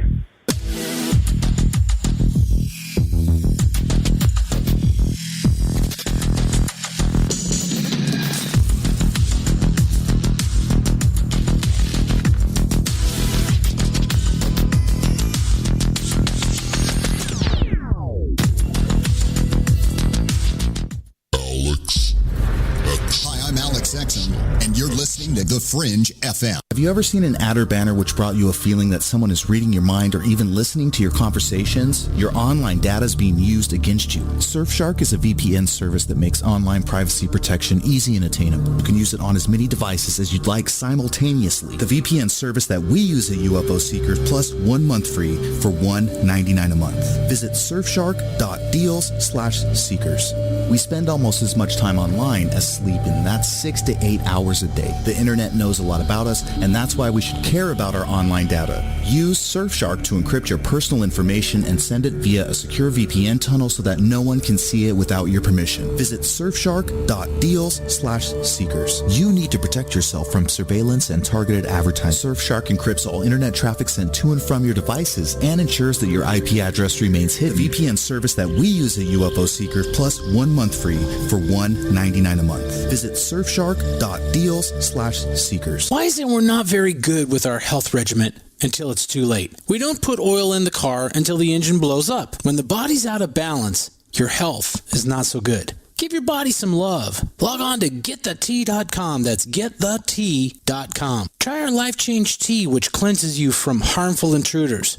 A clean colon is one of the ways to bring the body in balance. We also carry organic supplements to help you get where you need to go. So do your body a favor. Log on to GetTheT.com. That's GetTheT.com. You can even visit our sales page to save some dough. Does anybody call money dough anymore? Anyway, if you're looking for short, helpful health tips, go to YouTube and punch in Health Matters Now. That's Health Matters Now. So, log on to GetTheT.com, shop, get balanced, then learn some cool tips at Health Matters Now. You'll be glad you did. That's GetTheT.com. Okay, nurse, let's get this man to the ER stat. Right away, doctor. We see this every day. Heart attack or angina pain due to blocked and clogged arteries. Chelation can remove obstructions or blockages from arteries and help avoid painful and expensive surgery. Now there's Angioprim. It's a liquid oral chelation product that you take with juice. You start to feel the results fast. Angioprim increases blood flow all over the body, and that means more energy and strength to take on the day with less aches and pains. 60 years of research has gone into chelation, and Angioprim is the result. A safe and easy way to unblock your veins and arteries from buildup that slow circulation. Paging Dr. Jones. Please report to the emergency room right away. Log on now to angioprim.com. That's ANGIOPRIM.com. Or to speak with a trained consultant. Give Angioprim a call at 954-882-7221. That's 954-882-7221.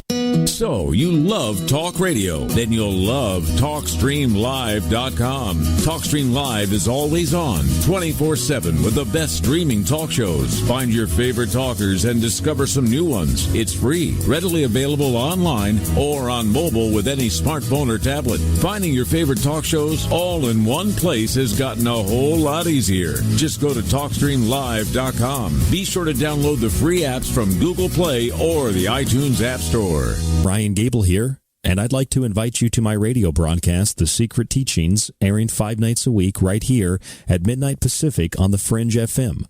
Whether you enjoy history, the paranormal, symbolism, the occult, magic, parapolitics, or our annual Super Bowl show, our breakdown of the music entertainment industry, or our practical look at health, we have something for you that's unique, informative, and fun in rare form. Find us at Facebook.com by searching Facebook.com/The Secret Teachings. Find us online by searching www.thesecretteachings.info. Or you can email us at rdgable, rdgable, @yahoo.com. That's The Secret Teachings, Monday through Friday, right here at midnight Pacific on the Fringe FM. Hey, I'm J.M. DeBoard, and when I want to talk about dreams, I look up my man Joe Root and his show, Lighting the Void.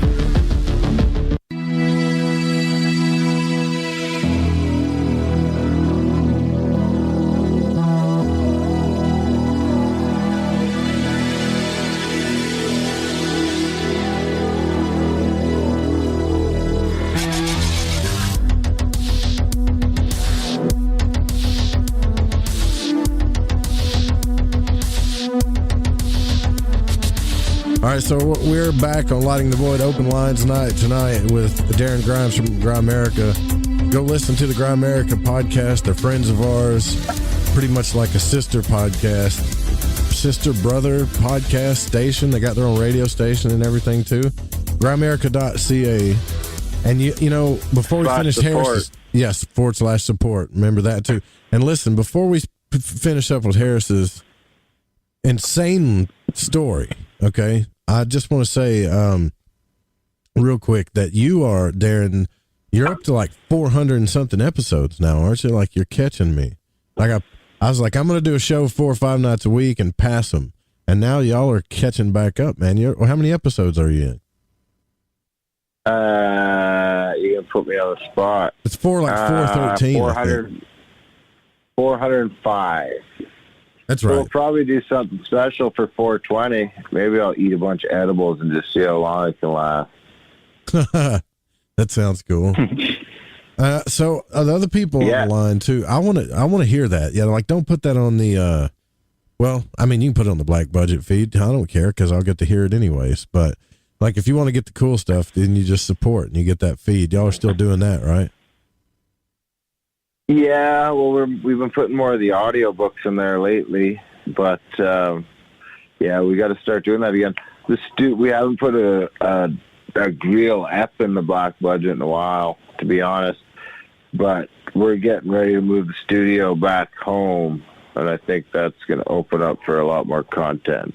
Yeah, that's cool. And then we'd like to up our content. Yeah, well, you guys always have the best content too. So then we got Pacho, my producer, on the line here, and Bill. Right, Bill, isn't that your name? He hadn't even got to speak yet. He's there, I think. All right, I can see him. I'm just following along, Joe. All right, following along. So you go through this, Harris, you go through this DMT trip, and you've already taken us through all of these different realms. You went through alien beings, looking through TVs and stuff. Now you're telling me, like, when you came back, that you brought back beings with you, and people could see them? Is that right? Was this 5-MeO DMT? I should have asked that, too. Interesting. I actually don't think so. That's because I remember this was a different batch, and the first batch definitely gave you that, like, ultimate, 5-MeO, like, you feel like you're having a Kundalini experience almost, like, where you're just so overfilled with joy and, like, gratitude for life and everything. When you come back, you almost feel like you don't leave your body, which is interesting.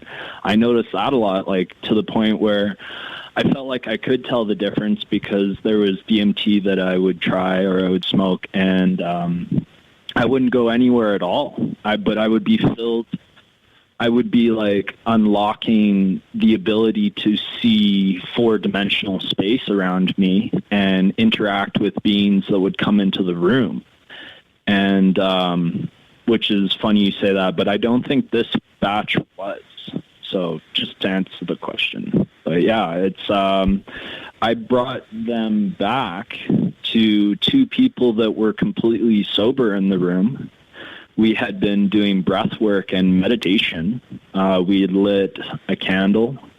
We had done sacred geometry sealing. I don't know if any of you know about that, like where you sort of set your intentions in the house and you grid the house out with your intentions through finger pointing, and you're sort of sealing the house off from like any negative entities from entering. And on multiple occasions, actually, I've brought very, very amateur friends along where they are very skeptical, and they're very, like, they have their blinders on. They believe everything on the TV, and, very sheltered lives. And then they look up and they're like, dude. I'm like, yeah, it's okay. Just relax. Like, just breathe, be there. Like, they're like, am I seeing that? I'm like, just relax, breathe. This is normal. Like, I'm getting to the point where I need to find an outlet to make this go up, in understanding, which is why I'm also here on the show, as a student. And, I don't know all the answers, but I just want to present the things that I've experienced and maybe get your guys' feedback, right? And have you ever experienced anything coming back from the other side, Darren? Darren, have you? Darren?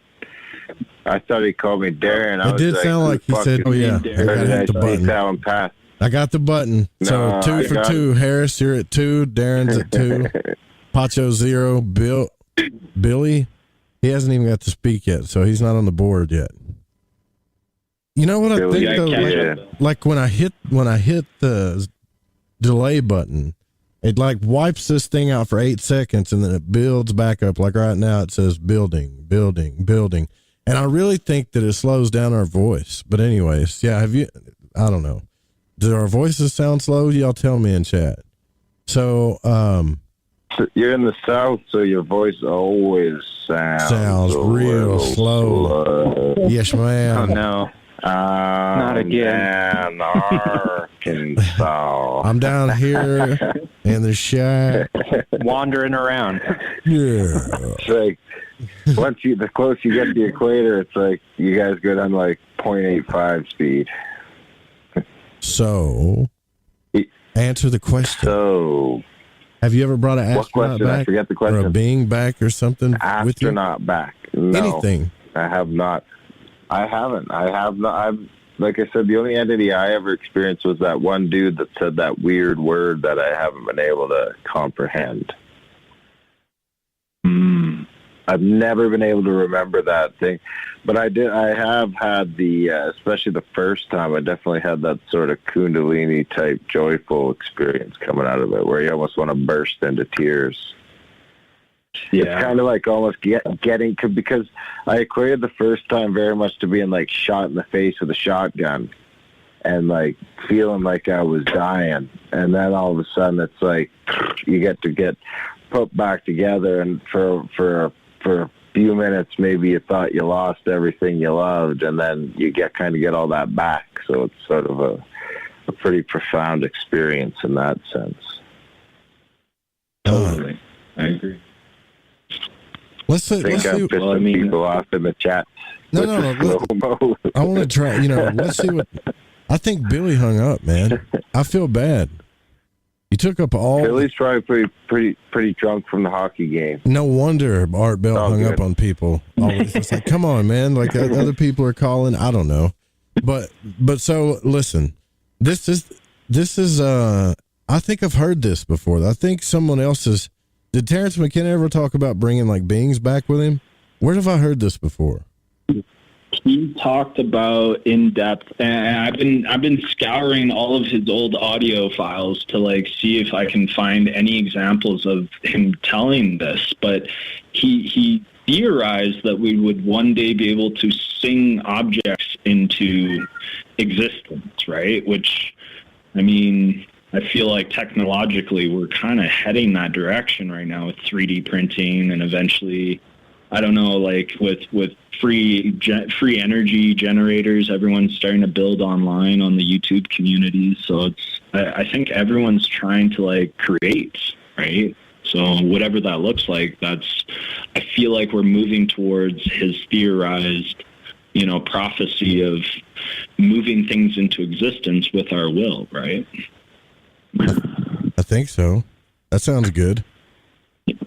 Sounds good to me.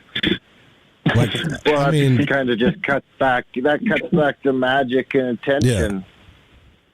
Yeah.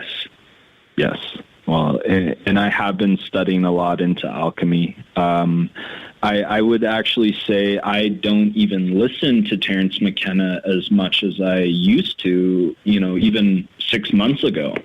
And I've had to start seeking out other teachers, right? I actually started listening to him more, to be fair, more about alchemy and less about DMT, because I felt like I'd listened to everything, he had on recording, maybe not to offer, but everything he had recorded, at least on YouTube. about DMT. You know what audiobook you got to listen to? What's Song of the Immortal Beloved. Oh, that's like the best title for any book ever. I would just read that just because of the title. It's on Audible, or you can just get the paperback on Amazon. Song of the Immortal it's all Beloved. about spiritual. It's all about spiritual alchemy. I just threw up. Have you seen the Void Walker gang sign, Darren? I just threw it up in chat. Did you say you just threw up in your mouth a little when I said that? Yeah, a little bit. No, but I mean, like, we got a gang sign now. You got one of those for Grimerica? Oh, do you? What's that? We don't West have gang Side. signs. No, we just throw up West Side, and then you throw up like. We send out good vibes. Well, this is a good vibe. Is it? You can't get no more good vibe. I'm intimidated. You look intimidating. Now, well, intimidation is not a good vibe, man. You should like see the Void Walker gang sign and know that you belong to. Maybe it's because you're calling it a gang. Okay. Did you get jumped or something when you was in school? Maybe it's that big pimp ring. I don't want you to backhand me with it. That's not a pimp ring. That's a pimp ring. If it was a pimp ring, I would put it on my pinky. It's not a pink. It's you can't see it, but it's got the seal of the 7 archangels on it. So it's definitely not for pimping. Well, so I can do the Vulcan V, so I could probably do this West Side thing. Yeah. Or you can just but I can't. I'm the only one here, so I can't take a picture of myself. Or you can just throw up like a 2-3 or something, you know? A 2-3. That's the same like thing. 23andMe. Did you know the number one shareholder in 23andMe is GlaxoSmithKline? No, I didn't know that. The business model is selling your DNA to the pharmaceutical companies. At least it's not your kidneys to the people. I don't know. They use your DNA to know that Joe Roop's kidneys matches some rare billionaires, and 3-2. You made me hit the button again. You made me hit the button again. So this can't be a real competition. I don't think I'm going to burn up this thing. I hope I got insurance on it or something. Sorry, Joe. It's blinking green. It's I'm a podcaster. It's probably mad now. It's like, okay, building again, like building back up the delay. It's got a cough button. Watch. Cough. I don't know. Anyways, is that Billy? No, somebody else called in. What do? You wake up in a bathtub full of ice with your kidneys missing. What do you do? Scream? I'd scream like a girl. What's your first name? Yeah, scream like a bitch. Yeah, I would scream like a girl, man. That would be. I wouldn't want that. That's pretty sexist, Joe. You can't get away with talking like that in 2020. You said bitch. I said girl. There's a difference. Well, yeah, a bitch can be a man or a woman. Don't give me that. Don't start backtracking. You know what you did. Let's see. 618 area code. Who's on the air? Hey, what's up, Joe? This is Pat. What's up, Pat? What's up, Not much, man. Got a question for you guys. Right. You've had your experiences with the DMT and the tripping. I had to at a younger age. I did that. So, how many of you had the experiences without the drugs? I have. Well, I have to a certain degree. You can get to the point where you can train it. You can train yourself, and I mean it goes into depth with some of the things that I've been studying, doing dream studies on myself, lucid traveling, body jumping. I haven't done DMT in probably 5 or 6 months now. No, I'd say 4 months, being like straight up, and I've had numerous experiences where I've been seeing things now. Spirits, energy orbs, shadow beings, all sorts of stuff now. Yeah. How many of you are having a trippy experience right now? No, like. I was going to eat some shrooms for this. Wait a minute. So what are you saying, Pat? Like, what happened? Tell me about it, brother. Oh, no, I'm just, because I've tripped lots when I was a kid, but the experiences I've had while not having the drugs was totally different than tripping. Tripping, I was always opened up, good times trip. It's like being in a cartoon and all that, talking to things, talking back and stuff, but having the experiences that I've had that were with meditation and stuff, that was just totally different than tripping. It was more of a connection with your body and spirit at the same time. Tripping, you're more like it's in your mind, and that's it. Now, didn't you tell me? I would agree with that. But you called in one night and said something about you and your girl was having sex or something, and you slipped out of body, right? Yeah, but I was tripping at that time. Okay, that's right. I did slip out of my body like that, which, contradicts with what I'm saying to an extent, but it did kick me out of the body. But like I said, as soon as I realized I was looking down on myself, bam, snapped right back in. But you agreed with me, though. Tripping and talking to things and it talking back is more in your mind than it is I don't want to say a spiritual experience, because tripping and stuff sometimes gives you that spiritual experience. But to me, some of the stuff that I've went through and done and been around is totally different. It's like comparing drinking a beer to, getting high. It's two different places. Have you done DMT, though? Yeah. Ever? No, the DMT, no. I'm old school, dude. I was mushrooms and tripping on LSD. Yeah, see, that's all. I've did. So back in the day, I did more acid than anything. Back in the day, I did acid a lot. And I did shrooms like twice. That's all I ever did, shrooms like twice. But most of it was just acid. It's 12 hours, man. That's a long... Shrooms don't last 12 hours, do they? No way, man. The last time I had acid, I was like in the fetal position for 6 hours waiting to die. Yeah, I know how that feels, actually. That is too much. That is too much. You get the good stuff. I tripped for 2 days. There you go.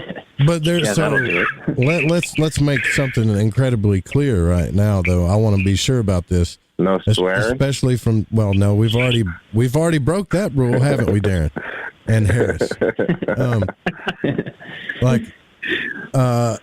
DMT, so of y'all that have taken it, do you get the feeling that you actually are kind of piercing through the veil of reality, or are you like what Darren's talking about? Like, do you go just so deep into your subconscious, you're just that deep into your subconscious, almost like what Carl Jung talks about, or even more? I think it's the latter. I think it's the latter. Yeah, but then it's not really... You know what, though? I disagree. I actually think it's a spectrum. I think there's a spectrum. Like how this gentleman that just called in, he was saying how he actually stepped out of his body while tripping and, simultaneously like having sex and everything. And that actually makes me think very closely to tantric. Not that I'm a practitioner of it, but I've read that there's people that say they actually step out of their body while having, sex with their partner, right? And like tantric, apparently from what I've read, is a very, you're concentrating the most powerful energy you have, which is your chi, your sexual energy, right? And you're sharing that with another person that's doing the exact same thing. So I almost feel like he double tripped himself, by having that kind of a connection with someone, and also adding a substance to it that wears the veil thin, where simultaneously two things happen to him at the same time. It's a spectrum, I think. It's not one way or the other. I don't think we're all right or wrong. I think there's a spectrum of, of experiences with psychedelics. And it could, in all honesty, like Blake's saying in the chat room, it could be the same thing. Because so, like, we've been reading the Red Book, like, you know, by Carl Jung on certain Fridays and stuff. And he would talk to the entities in the Red Book. He would say, I know this is in my mind. I know you're not real. But the entities would respond to him and say, I don't, you know, like, we are real. Your version of what real is isn't really what you think it is. We are very real. So, like, if you're having the experience, what's the difference? Maybe the actual vehicle for how you get there. I think come on, Darren, you can't put that in my chat. Erase that, bro. Come on, man. Sorry, y'all. I'll do it. He's getting bored. He's drawing peckers in the chat room. Oh, no. He's getting bored. All right. Are we boring you, Darren? Now, science has said. Yeah. I'm trolling the chat. Stop it. Your chapter's so much more PG than mine. It's PG-13, but still, you know, there's probably kids listening or whatever. PG-13. Anyways. Well, Pat, you got any, or I got to free one of these lines up if somebody else tries to call in. Is there any other questions that either, well, I don't know. Harris, are you done chatting, brother, or what? I got to let one of these lines go. Yeah, I'm gonna let someone else jump on. I'd love your show, and I'd love to call in again sometime. And I'm already in contact with Pacho, so like you know, I'm sure I'll be able to, you know, set something up with you in the future. And this was great. So thanks again for everyone for having me on the show and letting me share my stories with you guys. Yeah, it's pretty wild. Thank you. Thanks for coming in. Thanks for letting us know about it. Appreciate it. I'll be thinking about that for probably a week now, you know.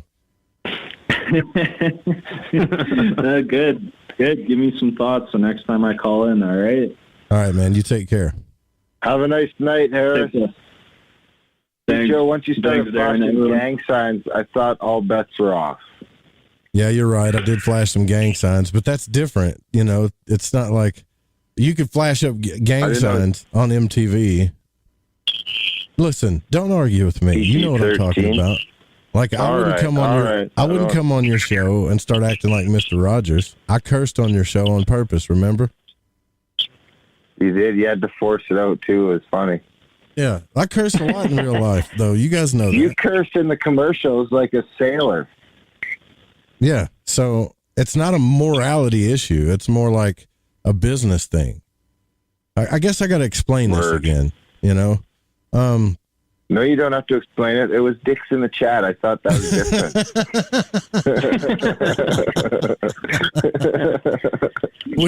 We're all very aware of what happened now, so yeah. And I can't believe it. We're already in the last part of the show, man. That's weird. And you know what? Time flies. Yeah, it does. It does fly. But I want to let all of you guys know, too, that we're going to be, because I got to say it like at least once, we're going to be at the Ozark Conference. And now that there's more people going, like George Norrie is going all of a sudden. I think he's going because we are, and they want to beat us to it or something. I don't know. But who doesn't love George Norrie, right? So he's going to be at the Ozark Conference. I met George Norrie. He's a nice guy, right? Isn't he? He was like talking to a robot. Was he for real? A little bit, yeah. I don't know. Maybe he was just nervous. I met him and Tsoukalos at the same time. Tsoukalos didn't even give me the time of day till he found out I had some weed. Then he was my best friend. It's kind of like, have you ever seen High Time? I hope Giorgio Tsoukalos, I hope that guy's listening right now. Are you being serious, man? Like he blew you off and he was like, 100%. Hey, I got some weed. Oh, yeah, and then he found out I had weed, yeah, and then we were the best friends for a couple of days. And then he blew me off again. He even followed me on Twitter when we were up in his hotel room, and then like a couple of days after the conference, he unfollowed me. Oh, that's probably because you're telling everybody you smoked weed with him. No, I didn't start telling the story for a couple of years. Really? I want to kind of want to hear about it. Can we talk about that? Is that couth enough or what? I don't care. That guy's kind of a dick, man. I'll be honest. All right, we're taking a break. We'll be right back. Darren.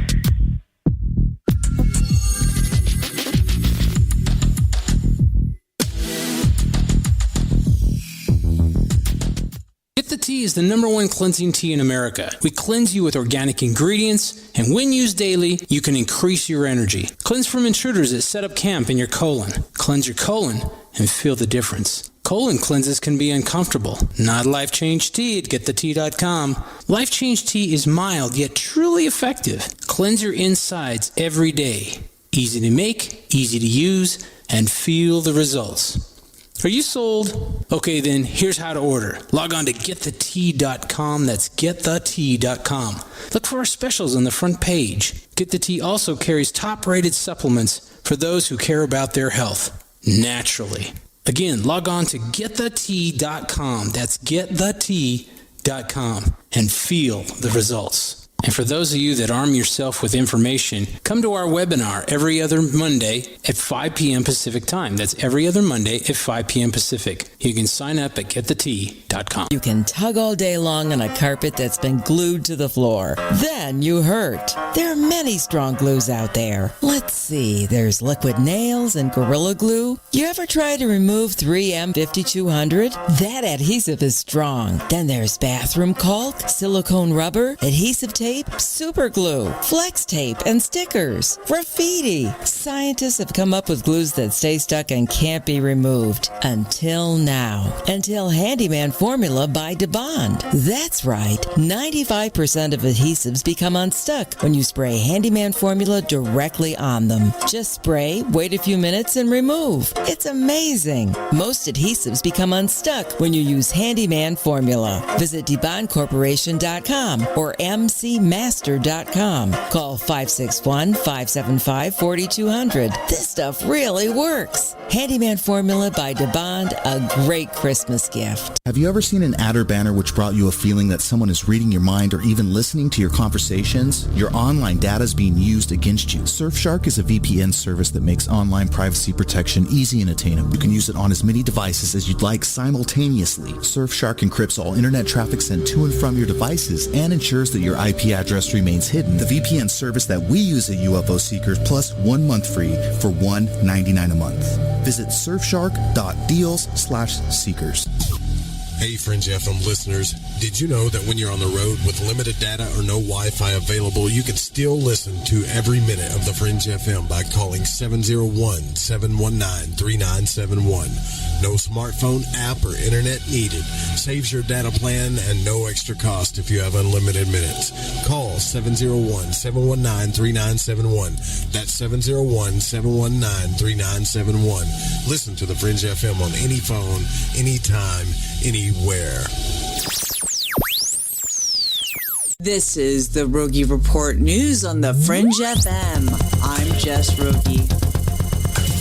In December of 2019 and January of 2020, unidentified drones were sighted in northeastern Colorado and southwestern Nevada. The media and experts speculated who could be flying the drone. And while the mystery of who was operating the drones remains unsolved, a series of internal emails were recently revealed through the Freedom of Information Act obtained by a researcher operating in affiliation with the Scientific Coalition for UAP Studies. Though the emails are heavily redacted, they do show that reports were taken by the 90th Security Forces Group and the Public Affairs Office at Warren Air Force Base. In one of the emails from a redacted source, it states that it was being investigated by multiple federal agencies. The emails reveal that many at FE Warren were just as confused by the drones as the public was. And now the emails talk about the drones picking up and dropping things that look like potatoes. Another email says these are 1,000,000,000%, not ours. Reports of sightings of the mysterious drones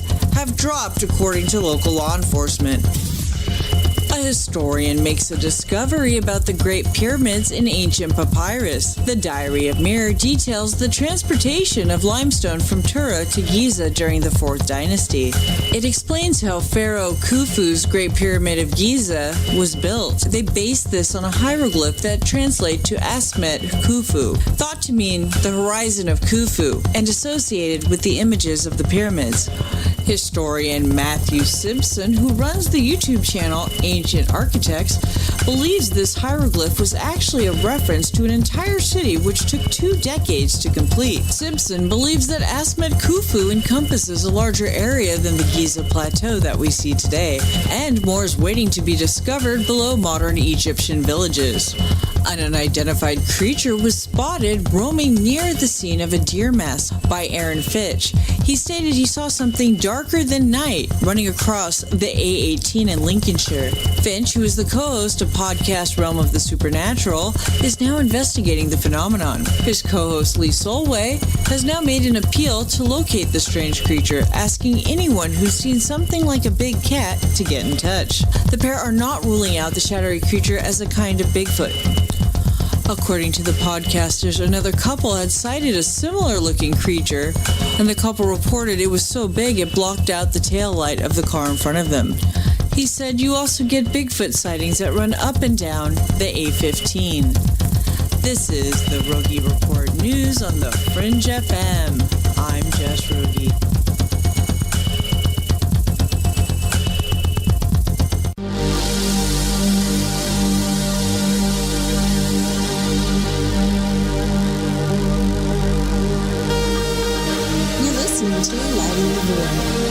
The call-in number is 1-800-588-0335. If you would like to text, you can text in at 501-777-5631. All right, y'all get them glow sticks out. Get them turning. It's the last hour for Lighting the Void of this week. And we got Darren from Grimerica is our co-host tonight.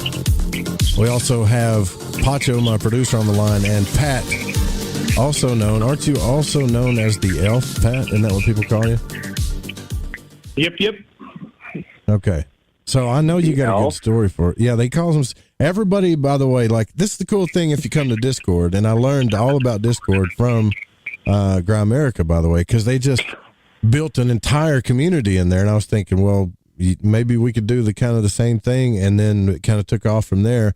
But the cool thing is everybody can have a nickname. I don't do it because I don't know. I don't really know what my nickname would be. But Pat is better known as the Elf. Roop-a-loop. Roop-a-loop. Roop doggy dog. Roop-a-loop. Or how about Roop Loops? Roop Loops. That's not bad. I probably will start doing that if I come up there and eat DMT with you. But Pat, dude, like, you're the story guy, man. Tell me a story. Tell me a story. All right, man.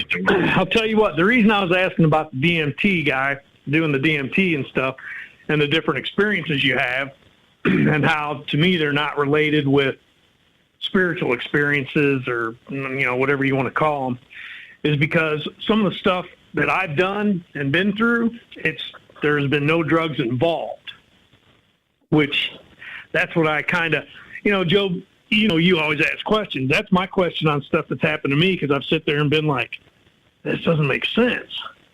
But anyway, here's one of my stories I'll tell you. And this one kind of blew my mind. I was there, but I wasn't there. Me and my ex-wife were getting ready to go to bed. And I looked at her, and I kind of remember saying it, but I don't, kind of in and out. I looked at her and I said, don't let me fall asleep. And she's like, what are you talking about? I said, I don't want to go to sleep because they want to talk to me. This is what she was telling me I said, but I kind of don't remember it because I always used to meditate before I go to bed, which kicks you off in a different mentality, different space in your mind. So I told her that. And the next thing I remember is I remember vibrating. That happens a lot when you do stuff. And I remember vibrating, and then I was there all of a sudden, present in reality. And I looked at her, and she was, rolled the other way. And I said, "Hey, what happened?" And she wouldn't talk, and I thought she was sleeping, so I tried to wake her up, and she freaked out. She looked at me, and she goes, I'll tell you tomorrow. And I'm like, okay. So I went to bed. The next day I woke up. Here's what she told me happened. I was laying there. I told her, "Don't let me fall asleep." She said she was laying there. She turned around. All of a sudden, she felt the bed vibrating. And when the bed started vibrating, she turned around to look and see if I was doing something. She said she looked at my face. My eyes were wide open, and she said my eyes were just like crystal blue. What? And she said that, my eyes change color sometimes with things. But anyway, she said that she said I was mumbling, but she couldn't understand what I was saying. And she said the bed started getting worse, vibrating and shaking. And then she turned around, and then she said she just put her face to the wall because, like I said, the bed was in the corner. She put her face to the wall, and that was it. And then all of a sudden, I was telling her, hey, waking her up. That's why I'm saying you guys had the DMT trip, and I've had things happen to me that, man, I don't need the drugs. Yeah, imagine it kind of makes you wonder, like, what would happen to you if you did do the drugs, No, I did drugs long before that happened. Really? So. But that's why I was asking about the DMT, because you're going in a different place, and DMT is a natural substance in your brain, which I get. So was I tapping into something like that naturally? And if so, what was it that got me to do that? And does anybody ever do, of most experiences, is that what it is? Us getting a frequency put around us that, kicks our DMT wherever and puts us in a different place? That's kind of what I think. And I think like all those different sort of ways of accessing it are just sort of, I think it's just different ways of accessing the same sort of thing as you're getting maybe even when you're dreaming. And it's sort of all different levels of that, if that makes sense. See, is DMT kind of like a dream? It's very reminiscent of a dream, even with like the trying to remember it. Like when I try and think back and remember the experience, it's very much like trying to pull things out of a dream. Yeah. In some ways. But in other ways, like some of the like physical, like my buddy who had leg problems all his life. I mean, he smokes DMT one time and his leg's been better for ever since, like not right better, but it doesn't hurt anymore. And other little, like for me, it was more psychological lasting effects that would probably be very similar to you would get with like a good meditation practice. But I wasn't there, my life was so hectic, going through a divorce and everything else. Yeah, that and you work your ass off too, though, man. That you do work your ass off. That's why a lot of, people, when I get them to listen to your show, I've had other people say, Darren sounds like tired. I'm like, dude, he's got a ton of kids and he works his ass off. The fact that he still does a podcast is like incredible to me. It's not like you're not passionate about stuff. It's just you're tired, brother. We do appreciate what you do, man. You have a lot of your fans are like rock solid too, man. So don't think, I don't know. I feel like we should do more for you, like even as like the Fringe FM and what we do here, because a lot of the stuff that we do here was because of you guys. And it's like, I feel like we owe you something, really do. Oh, dude. You don't owe us nothing, man. I mean, just coming on here and chatting with you is good enough. I mean, I'm hoping we can do more business together down the road. Like we're all sort of in this together as far as I'm concerned. We'll figure it out, won't we, Pacho? We'll figure something out. Yeah. Hey, I agree. I like the idea of meeting up. Yeah. See, we've been talking about that too. We've been talking about, because you guys do like with those events or whatever. So if you think about it, we could talk about this off air too, but if we really got together, we could throw a pretty massive event. But I know you like the small group stuff too, though. You kind of like the small gatherings. but I think well, I mean, I'm down to talk about an event of any size. I mean, we're having luck right now. We're sold out for everything we've got going right now. So, I mean, I think it's good timing. I just got a random voicemail here. I want to play it. I've never done this before. Hopefully it's not somebody like cursing, but I think it'll be fun. Y'all want to listen to it just to see what it is? Yeah, dude, you should have seen some of the calls we got on our call-in show. It was crazy. All right, let's see. Hi, my name is Teresa Jordan, and I listen to Brian Gable's The Secret Teaching, and I just wanted to tell you how much I enjoy his show. I did meet him, and I believe I met you at Clyde Zero's Ground Zero panel that he had a couple months ago, and that was really good, too. So I just wanted to let you know, I just really, really enjoy the Fringe FM. I listen to it on the app and TalkStream Live, and I appreciate you guys' information, your research, your honesty, and your topics, that you talk about things that other people won't touch. Anyway, keep up the great job. Thank you very much. Bye. I feel like I'm going to cry. That dick. I feel like I'm going to cry. Like, I was hoping it'd be like, yeah, you guys suck and da-da-da-da. No, that was really cool. That was cool. There you go. That's the ones that keep you going, buddy. You know? And I need to let Ryan hear that. Bunch of nasty emails in a row. Ryan, you know, Ryan really talks about hardcore stuff, and he's always wondering what people think about his show, and I don't ever get to give him, like, really good feedback. The last time he did that Hitler show, boy, did I get a lot of emails, and then none of them were happy, you know.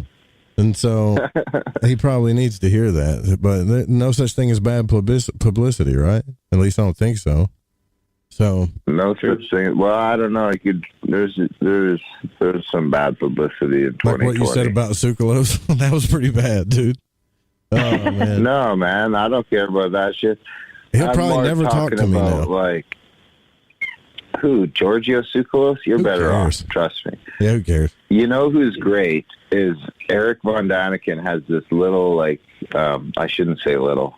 That's kind of derogatory. But he is kind of little.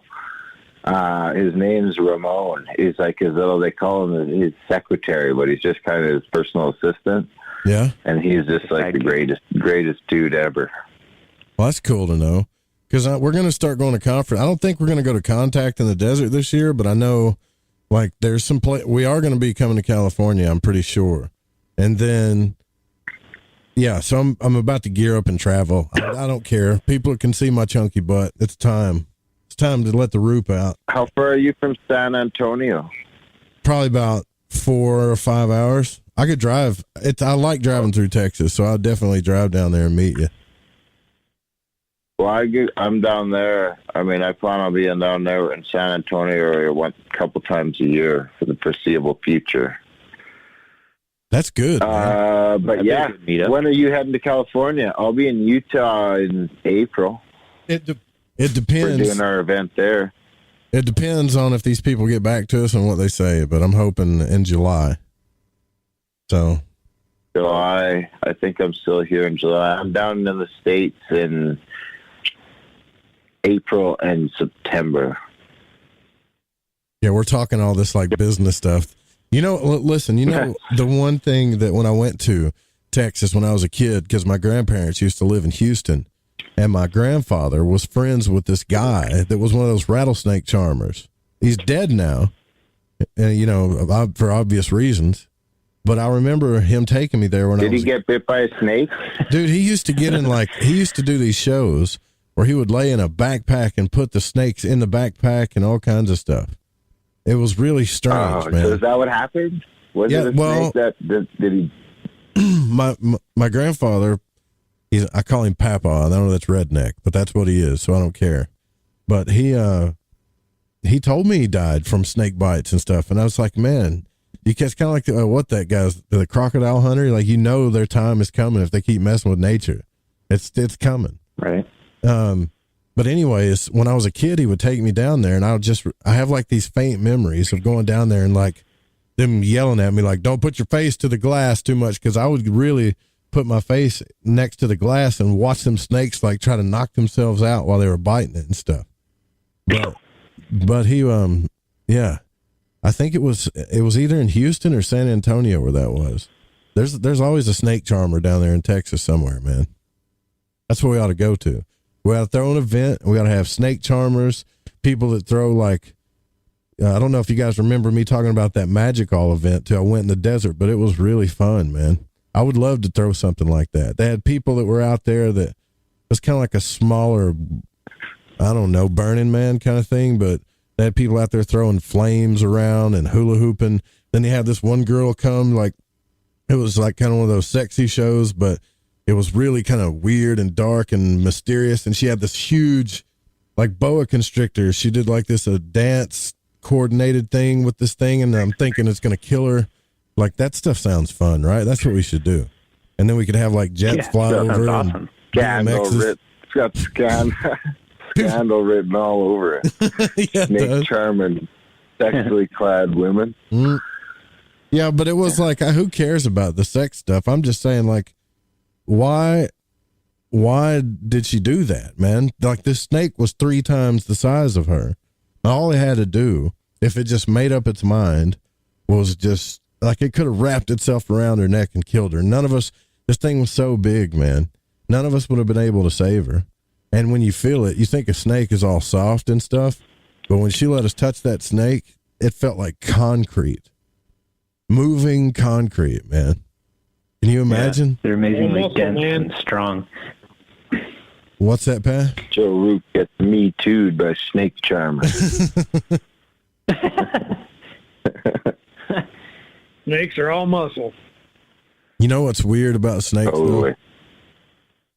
I'll tell you a story. They're like the creepiest things ever. Yeah, but I'll tell you a story, though. Like, let me tell you a story. So I used to go, this is going to sound extremely redneck, but I used to belong. I've been telling a lot of redneck stories lately, so I might as well. So I used to belong to this, like coon hunting club where we would hunt raccoons, and we would raise dogs to, like, you know, hunt raccoons, and we go on the competitions and stuff and, you know, win trophies. Like, we had like a gang, Darren, you know, of guys that would go out in the woods from like 8 o'clock at night all the way till the sun came up, all out there decked out, you know, with headlamps and everything, hunting raccoons. But we live in these. Isn't that a posse? Yeah, that's what it was called. It was pretty lame, but we actually had stickers and stuff on our trucks. It was called the SEK Posse. I swear to God. Like, we really almost got in a brawl. Wait, what was it? What was it? SCK. Yep, Shiloh Creek Coon Hunting Club. SAK. That's right. Oh, I thought you said SAK. I was going to say no, it wasn't. So here's the thing about snakes, though. By the way, we almost did get in a brawl with some dude for stealing our dogs. Like, it was like a Western brawl type thing, you know? Like, meet him in the middle of the road and let's duke it out. Yeah. Yeah, a duel. I remember it. Yeah, that's another story, though. But the snake thing, it's like, when you start thinking about snakes, they show up. You ever notice that? Like, you go out in the woods. I don't know if, Pat, or you go out in the woods, don't you? You sound like a guy that's been in the woods. So you know what I'm talking about. In the country, man. If you get out there in the woods, and we would, you know, the dogs would take off after the coons, and they'd strike them, and I mean, they'd be way in the woods. So we'd hope that's what we'd spend all night, like chasing the dog down, finding if they actually treat a coon, that kind of thing. But sometimes, now, what he means by treat a coon to normal people. Dogs are made to run after the coons, and the coons go up in the tree, and then you shoot them. So that's what it means by treeing up. Yeah, we didn't really shoot them, though. We did once, but we didn't, you know, it was for competition. Like, but yeah, he's right. We do it different here. I should have explained that. We did shoot them a couple times to train the other dogs, though, to get them down and stuff, you know. I didn't mean to butt in, Joe. It's just when you talk redneck, a lot of people don't understand it, and they look at you like, well, what the hell? Like, he's talking about treeing coons, man. I get it. So we had to take breaks because we all smoked weed. So we'd be all like wheezing and stuff, trying to get through the woods, and it was dark. And allegedly, yeah. And it was the creek bottoms that we had to cross a lot of creek bottoms because I live out here where there's a lot of creek bottoms, and we're all sitting on the edge of this creek bottom near Hurricane Creek, and everybody starts talking about snakes. And my buddy Casey's like, y'all don't talk about snakes, man. Every time you talk about snakes, they show up. And I can, you know how you can kind of smell them, Pat? Like they got this weird, I don't know. It's kind of like how you can kind of smell a deer. Yeah. People don't think you can, but you can. And you can. And so we're all sitting there, and all our lights are off. And, you know, Casey's like, don't talk about snakes because every time we talk about them, they show up. And then everybody just kind of gets this. It's like the first time I tapped into intuition. So everybody gets this like intuitive feeling. There's a snake around, a snake. So we all kind of, it was like, dude, I'm starting to wig out. So we all flip on our lights, and we were surrounded by cottonmouths. When I say surrounded, one of them actually went over Casey's leg. And he's like, God, there's one right there. And he set up, and the thing was crawling over his leg. There was two behind us, two on the edge of the creek, and one right where we were about to cross. Where we were all about to cross, just curled up in like maybe, I don't know, 3 inches of water just looking at us. And I'm thinking, what'd you do? Well, nobody wanted to move the thing, so I had to go down there and move it. They're like, somebody go down there and move it. And Jared, my buddy Jared, and I hope he's not listening, but he'll laugh at this. He's all drunk, right? So he pulls out his .22 pistol, and he thinks he's going to shoot this snake. And he misses it every time. He's only like 30 foot away from this thing, and he can't hit it, you know? So nobody's got anything to kill it.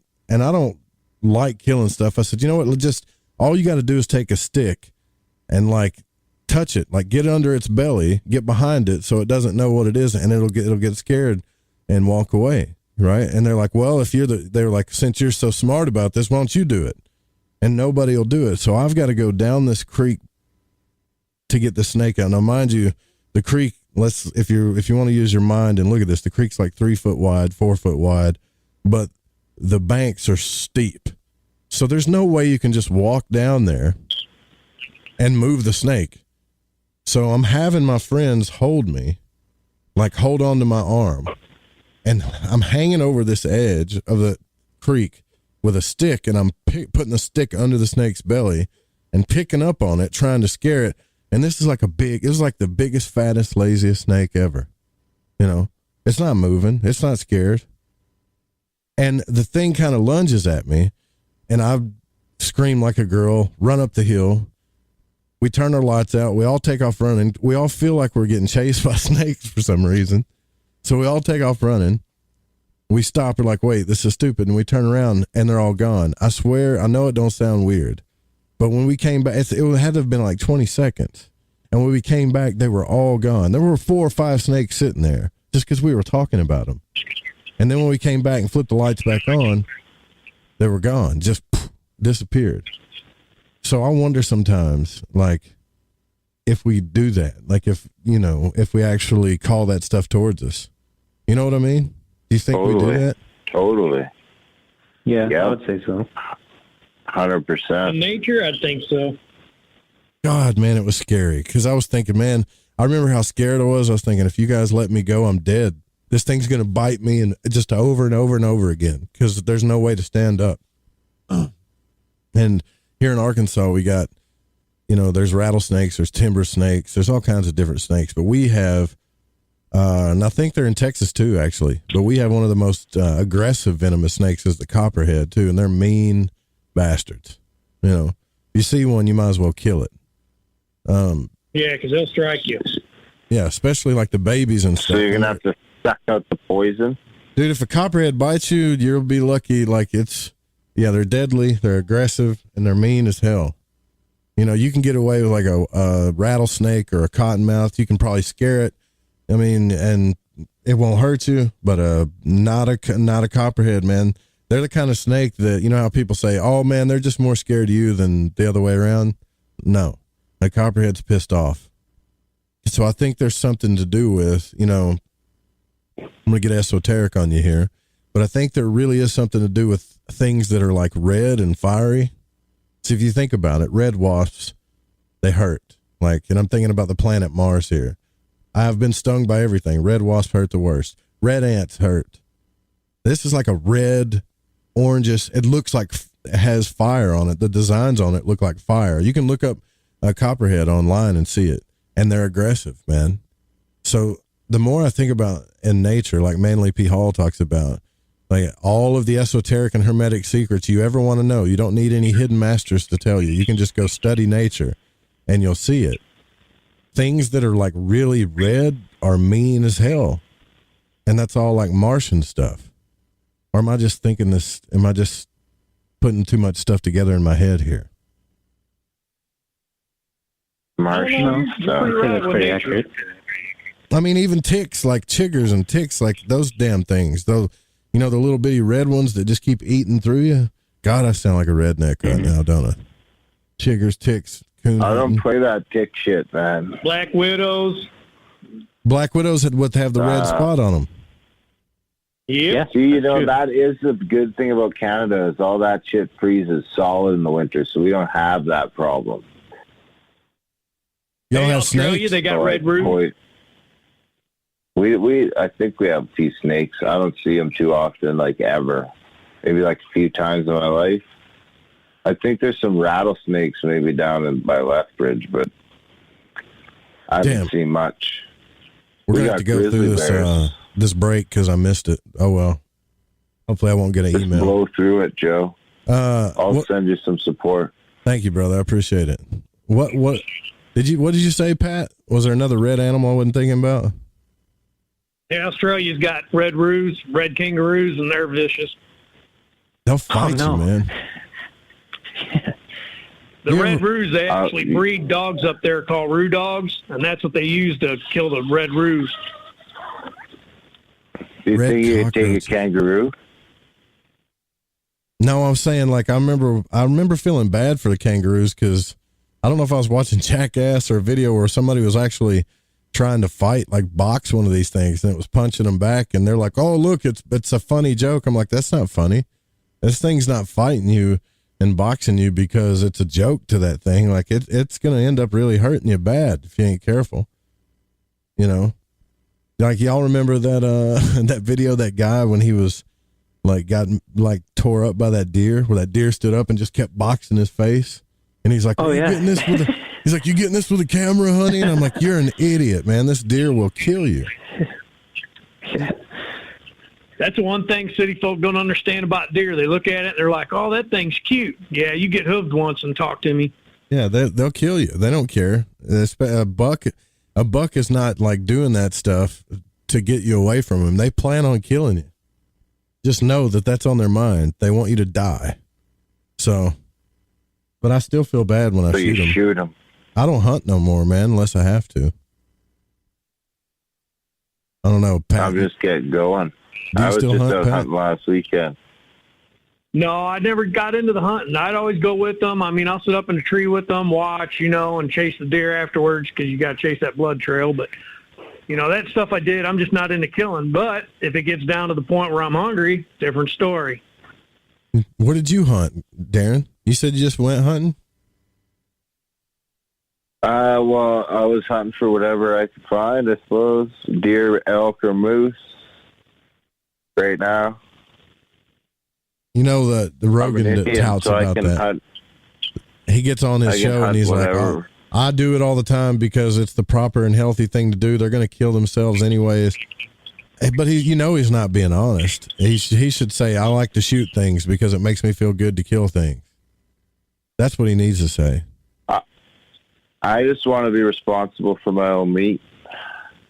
Well, that's easy to do.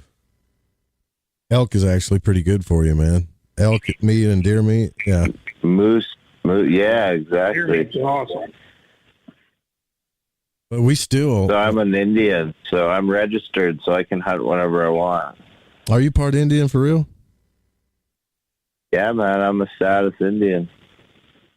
Like what, 1/4, 1/3, or what, half? Can't be half. You're half? I'm half, yeah. Totally. So I'm probably like 40% actually. So is your mom or dad an Indian or both? Dad. Your dad was?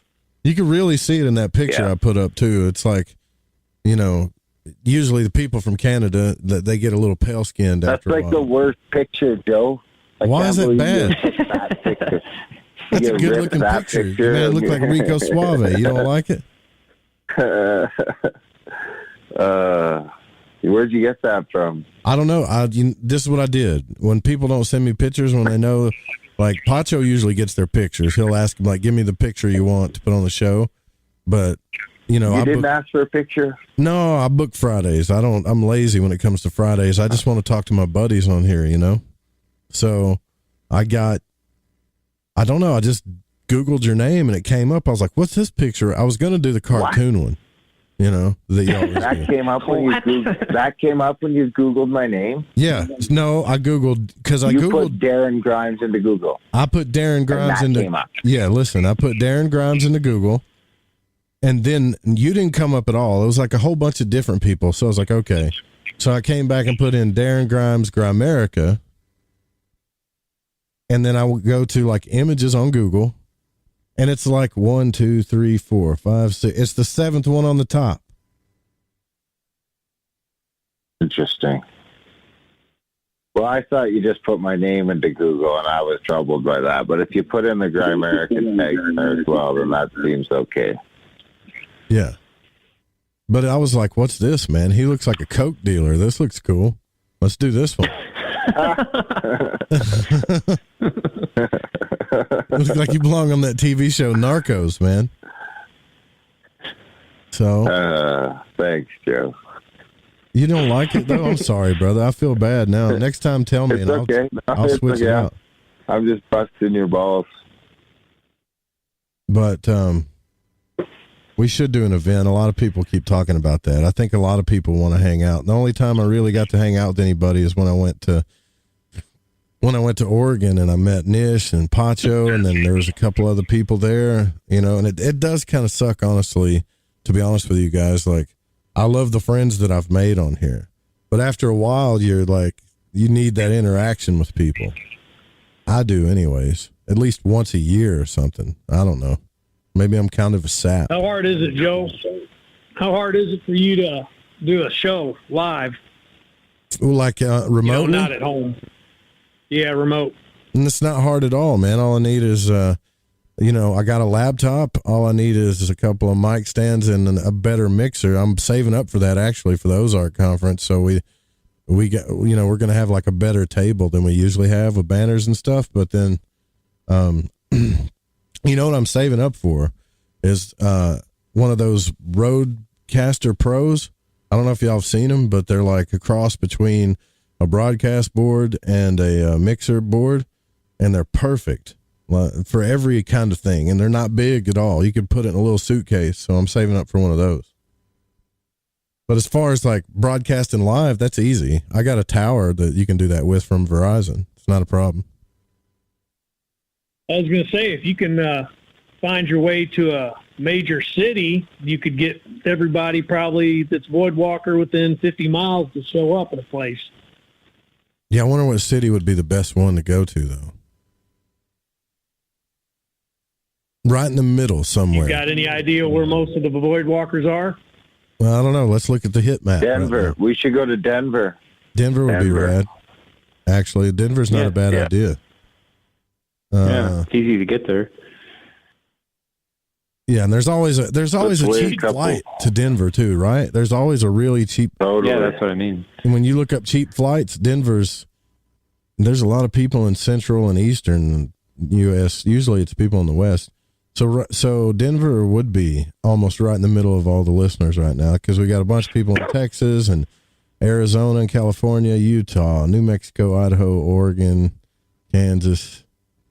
A whole bunch of people all over the East. Yeah, Denver's kind of like right in the middle. They got flights going out right now to Denver for like less than $100 or something. I looked because they're coming out with. Have y'all seen that new ID that you have to have by October so you can fly on a plane? Yeah, it's either that or your passport, pretty much. Man, they're really getting us down here, Darren. No, we're going to have like an ID for everything. You need your papers. I got my passport. I'm good for 10 years. But I can come down there and work if I want. Because I got my Indian card, so I can come down there and work and be not deported for any reason. No, dude, if you got an Indian card, then you're good. So what else can you do with that card? You can't say Indian, bro. I can say it. You got to say Native American. I can say what I want. This is my show. You're going to get in trouble with the sponsors. Indian.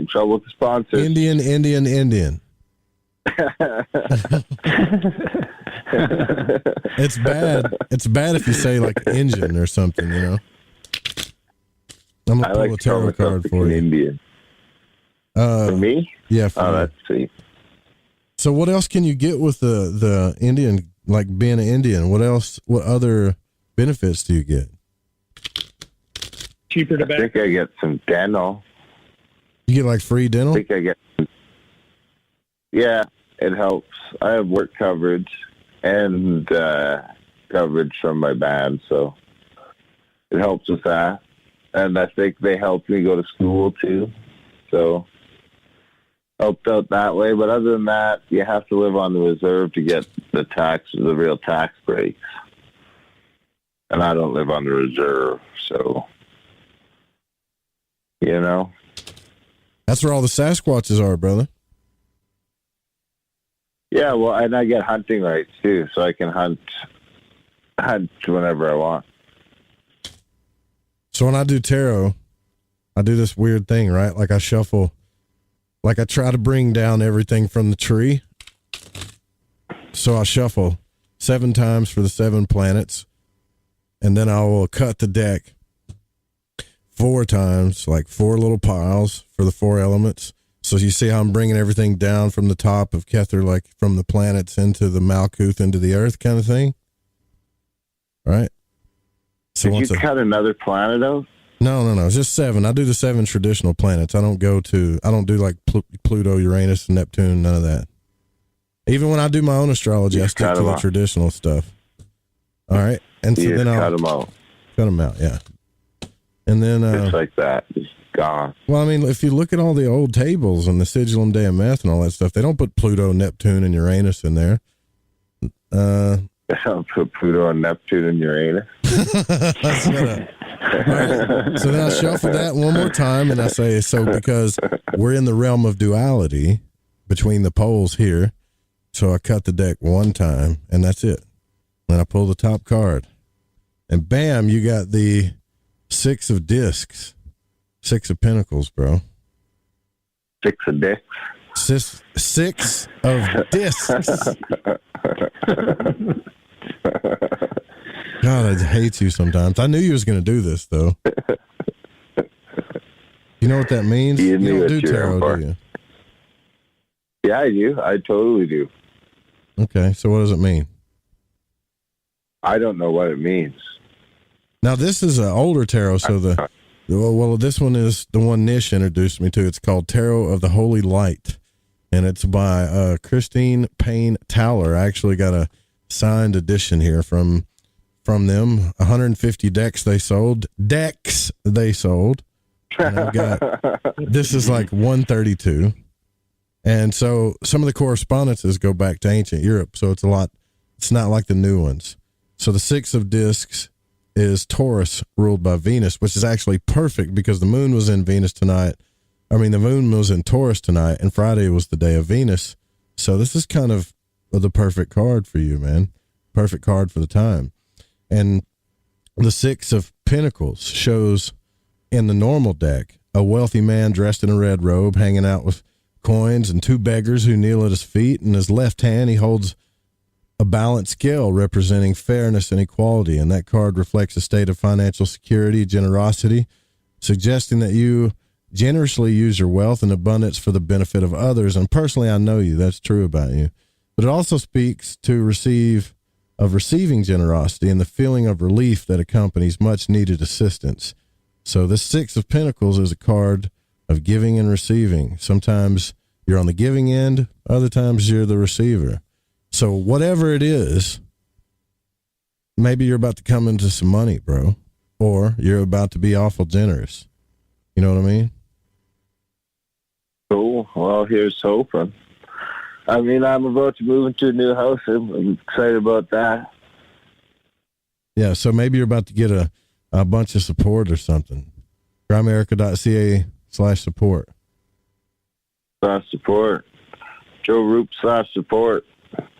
It really kind of represents financial harmony, though, you know, but there's a lot of people, they can look at it and say, no, it represents this or that and this energy or that planet, but this is like the older, you know, European version of it. So I'm just saying what I see here, not what everybody else sees. So that's good news, brother. I'm honored. I take that as good news. I'm honored to have you read it for me. You want one, Pacho? Yeah, sure. All right. Let me see what we got. I'm not going to reshuffle. I'm just going to pull one. Here we go. Bada bing. The Queen of Cups, corresponding to Cancer. Ooh. Yeah, Queen of Cups. Two girls, one cup. Yeah. God bless. I wish you wouldn't have said that, because my brain actually forgot about that film until you said that. Now that piano music is playing in my head. Just Google two girls, one cup. No, listen to me, y'all. Do not Google that. I'm really going to have to hit the red button. Oh, man. This means Queen of Cups, dude. Like you're, it's actually, I'm not, don't take this wrong, but on the regular card, it shows a beautiful, introspective woman who sits on a throne at the edge of the sea. In her hand, she holds a golden cup adorned with handles shaped like angels. And unlike most of the cups in the Suit of Cups cards, this cup is closed, showing the queen's thoughts and feelings come from her subconscious mind and the depths of her soul. So, this just means you're a nurturing, caring, compassionate, sensitive dude. And you are. However, if you want to look at it with your projects, like in your creative projects and endeavors, you're really into them and you trust your heart and guidance to lead you in the right direction. So now you guys see why Pacho's my producer, why he books all the guests. Like, he tells me who's coming on the show. It's not the other way around. And it's not because I'm lazy. It's because he knows he's got like that instinct of what I want to talk about. I mean, honestly, how many synchronicities have we had on the show with guests and what we've talked about since you've been here? They never stop. Yeah, they never stop. It's like, it's been a trip, man, and you're really, really good at it. I hope one day I can pay you what you're worth. Do what now, Pat? How many decks do you have? 8 right now. I'm really big into tarot and astrology, so I got the Tarot of the Holy Light, which is the latest one I got. I obviously got the Rider-Waite deck. Everybody's got one of those. And then I got the Lover's Tarot that was gifted to me, which is really, that's like an awesome deck if you need love questions and stuff. And I've got Crowley's deck, with Aleister Crowley's Thoth deck, which is a given. And then I've got 2 Golden Dawn decks. One is more for ritual use, and the other one is Robert Wang's deck. Oh, God. Yeah, that's his last name. Here he comes. And then I got good collection. I got the Gnostic deck, the Samael and Vior and the Gnostic teachings. I really like that one, man, because it's just ripe with symbolism on it. But the problem is when you start studying this stuff, like, and I talked to Gordon White about this too, like tarot and astrology. As soon as you start learning it, they switch stuff up on you. We're like, well, there's a different system. And you're like, what? You know, so when I got Christine Powler's deck, I'd been working with the new system, the newer correspondences, the newer astrological stuff. Like, I'll give you an example, like Libra is what corresponds to, Libra corresponds to the Justice card kind of thing. You know, the balance of scales and all that. But in the old correspondence system, and you got to read the books to find out the real history of the tarot. In the old correspondence system, the Justice card corresponded with Cancer. So now I'm even more confused with tarot, although I'm loving about learning it.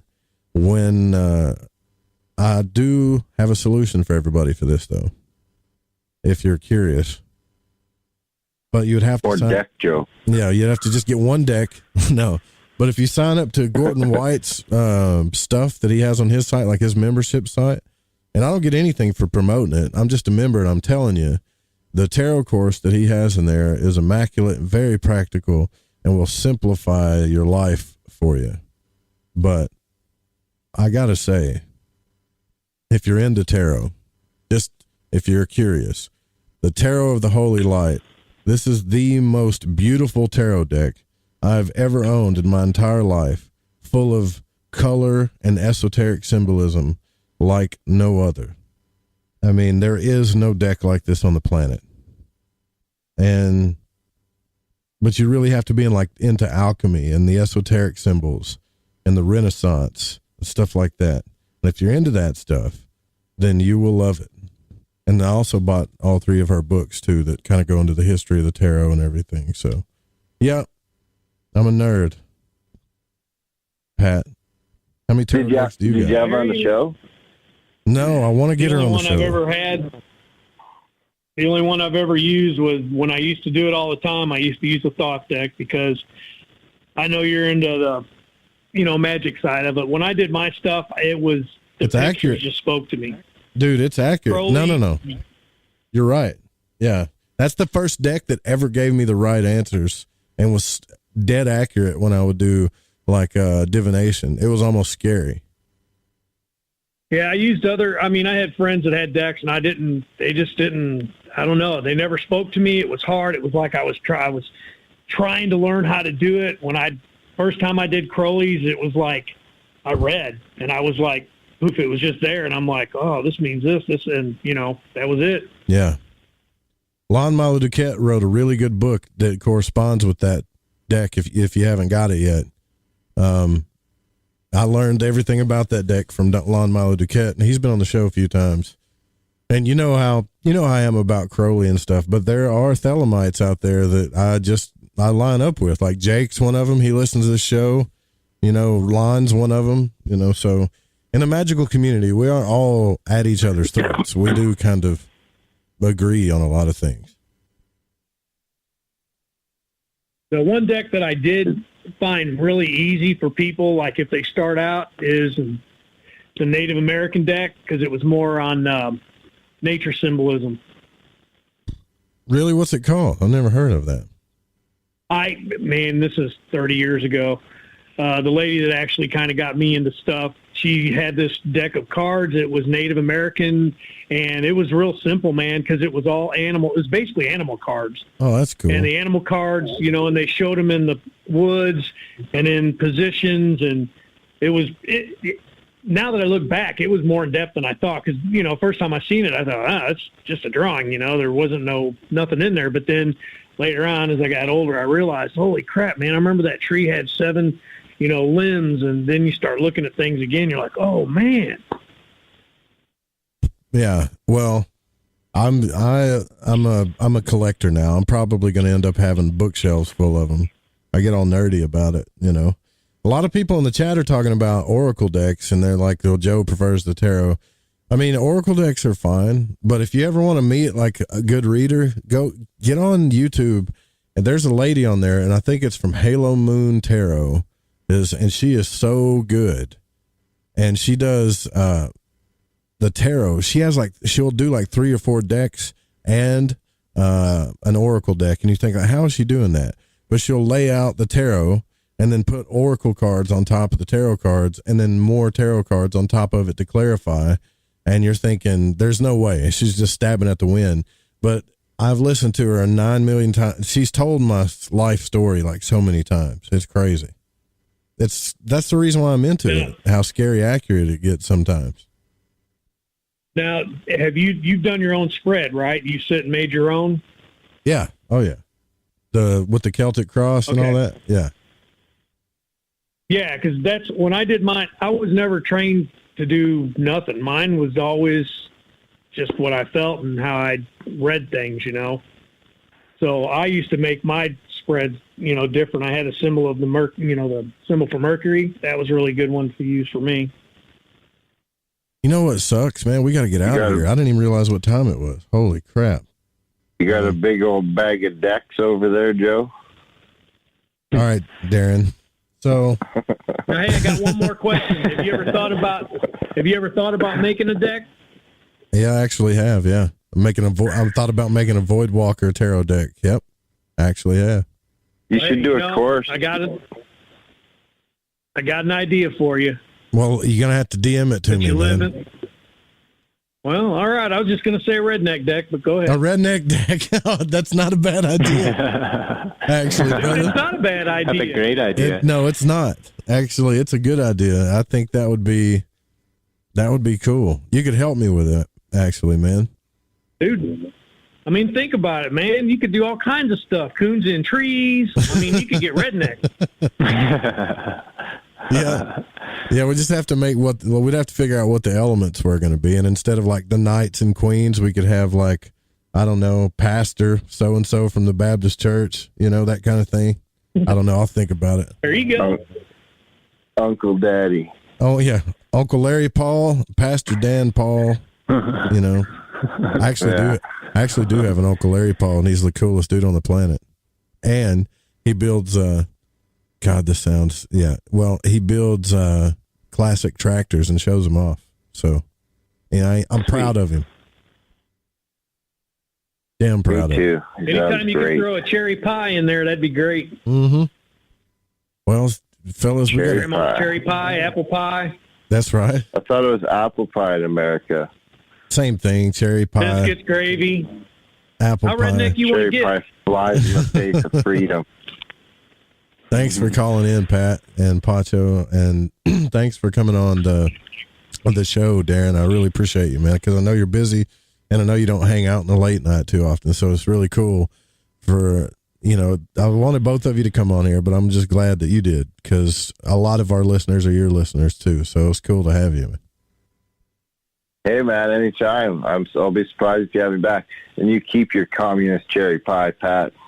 All right. Next week, who do we got coming on next week? Pacho? You don't even know. We got Graham Phillips. Graham Phillips? No, I do. I can bring it back. Graham Phillips is coming. Truth Seeker is coming. Truth Seeker? Yep. Alex Kazemi. Yeah, he was just on Grimerica. I love that show. Y'all got to go watch that one. Listen to it.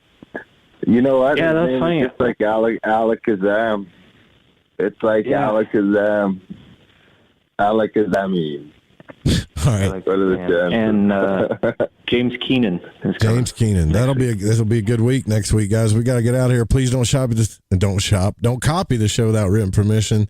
And music was by Chronox, Steezy Stevie, and also I want to thank Pacho. I want to thank Don. I want to thank all of you guys over at the Fringe FM chat. Amanda, Barbara, Dennis, Jeremy Scott, Eric, Markham. We'll see you guys next week. Secret Teachings is coming up. Thanks, Darren. Good night, y'all. Later.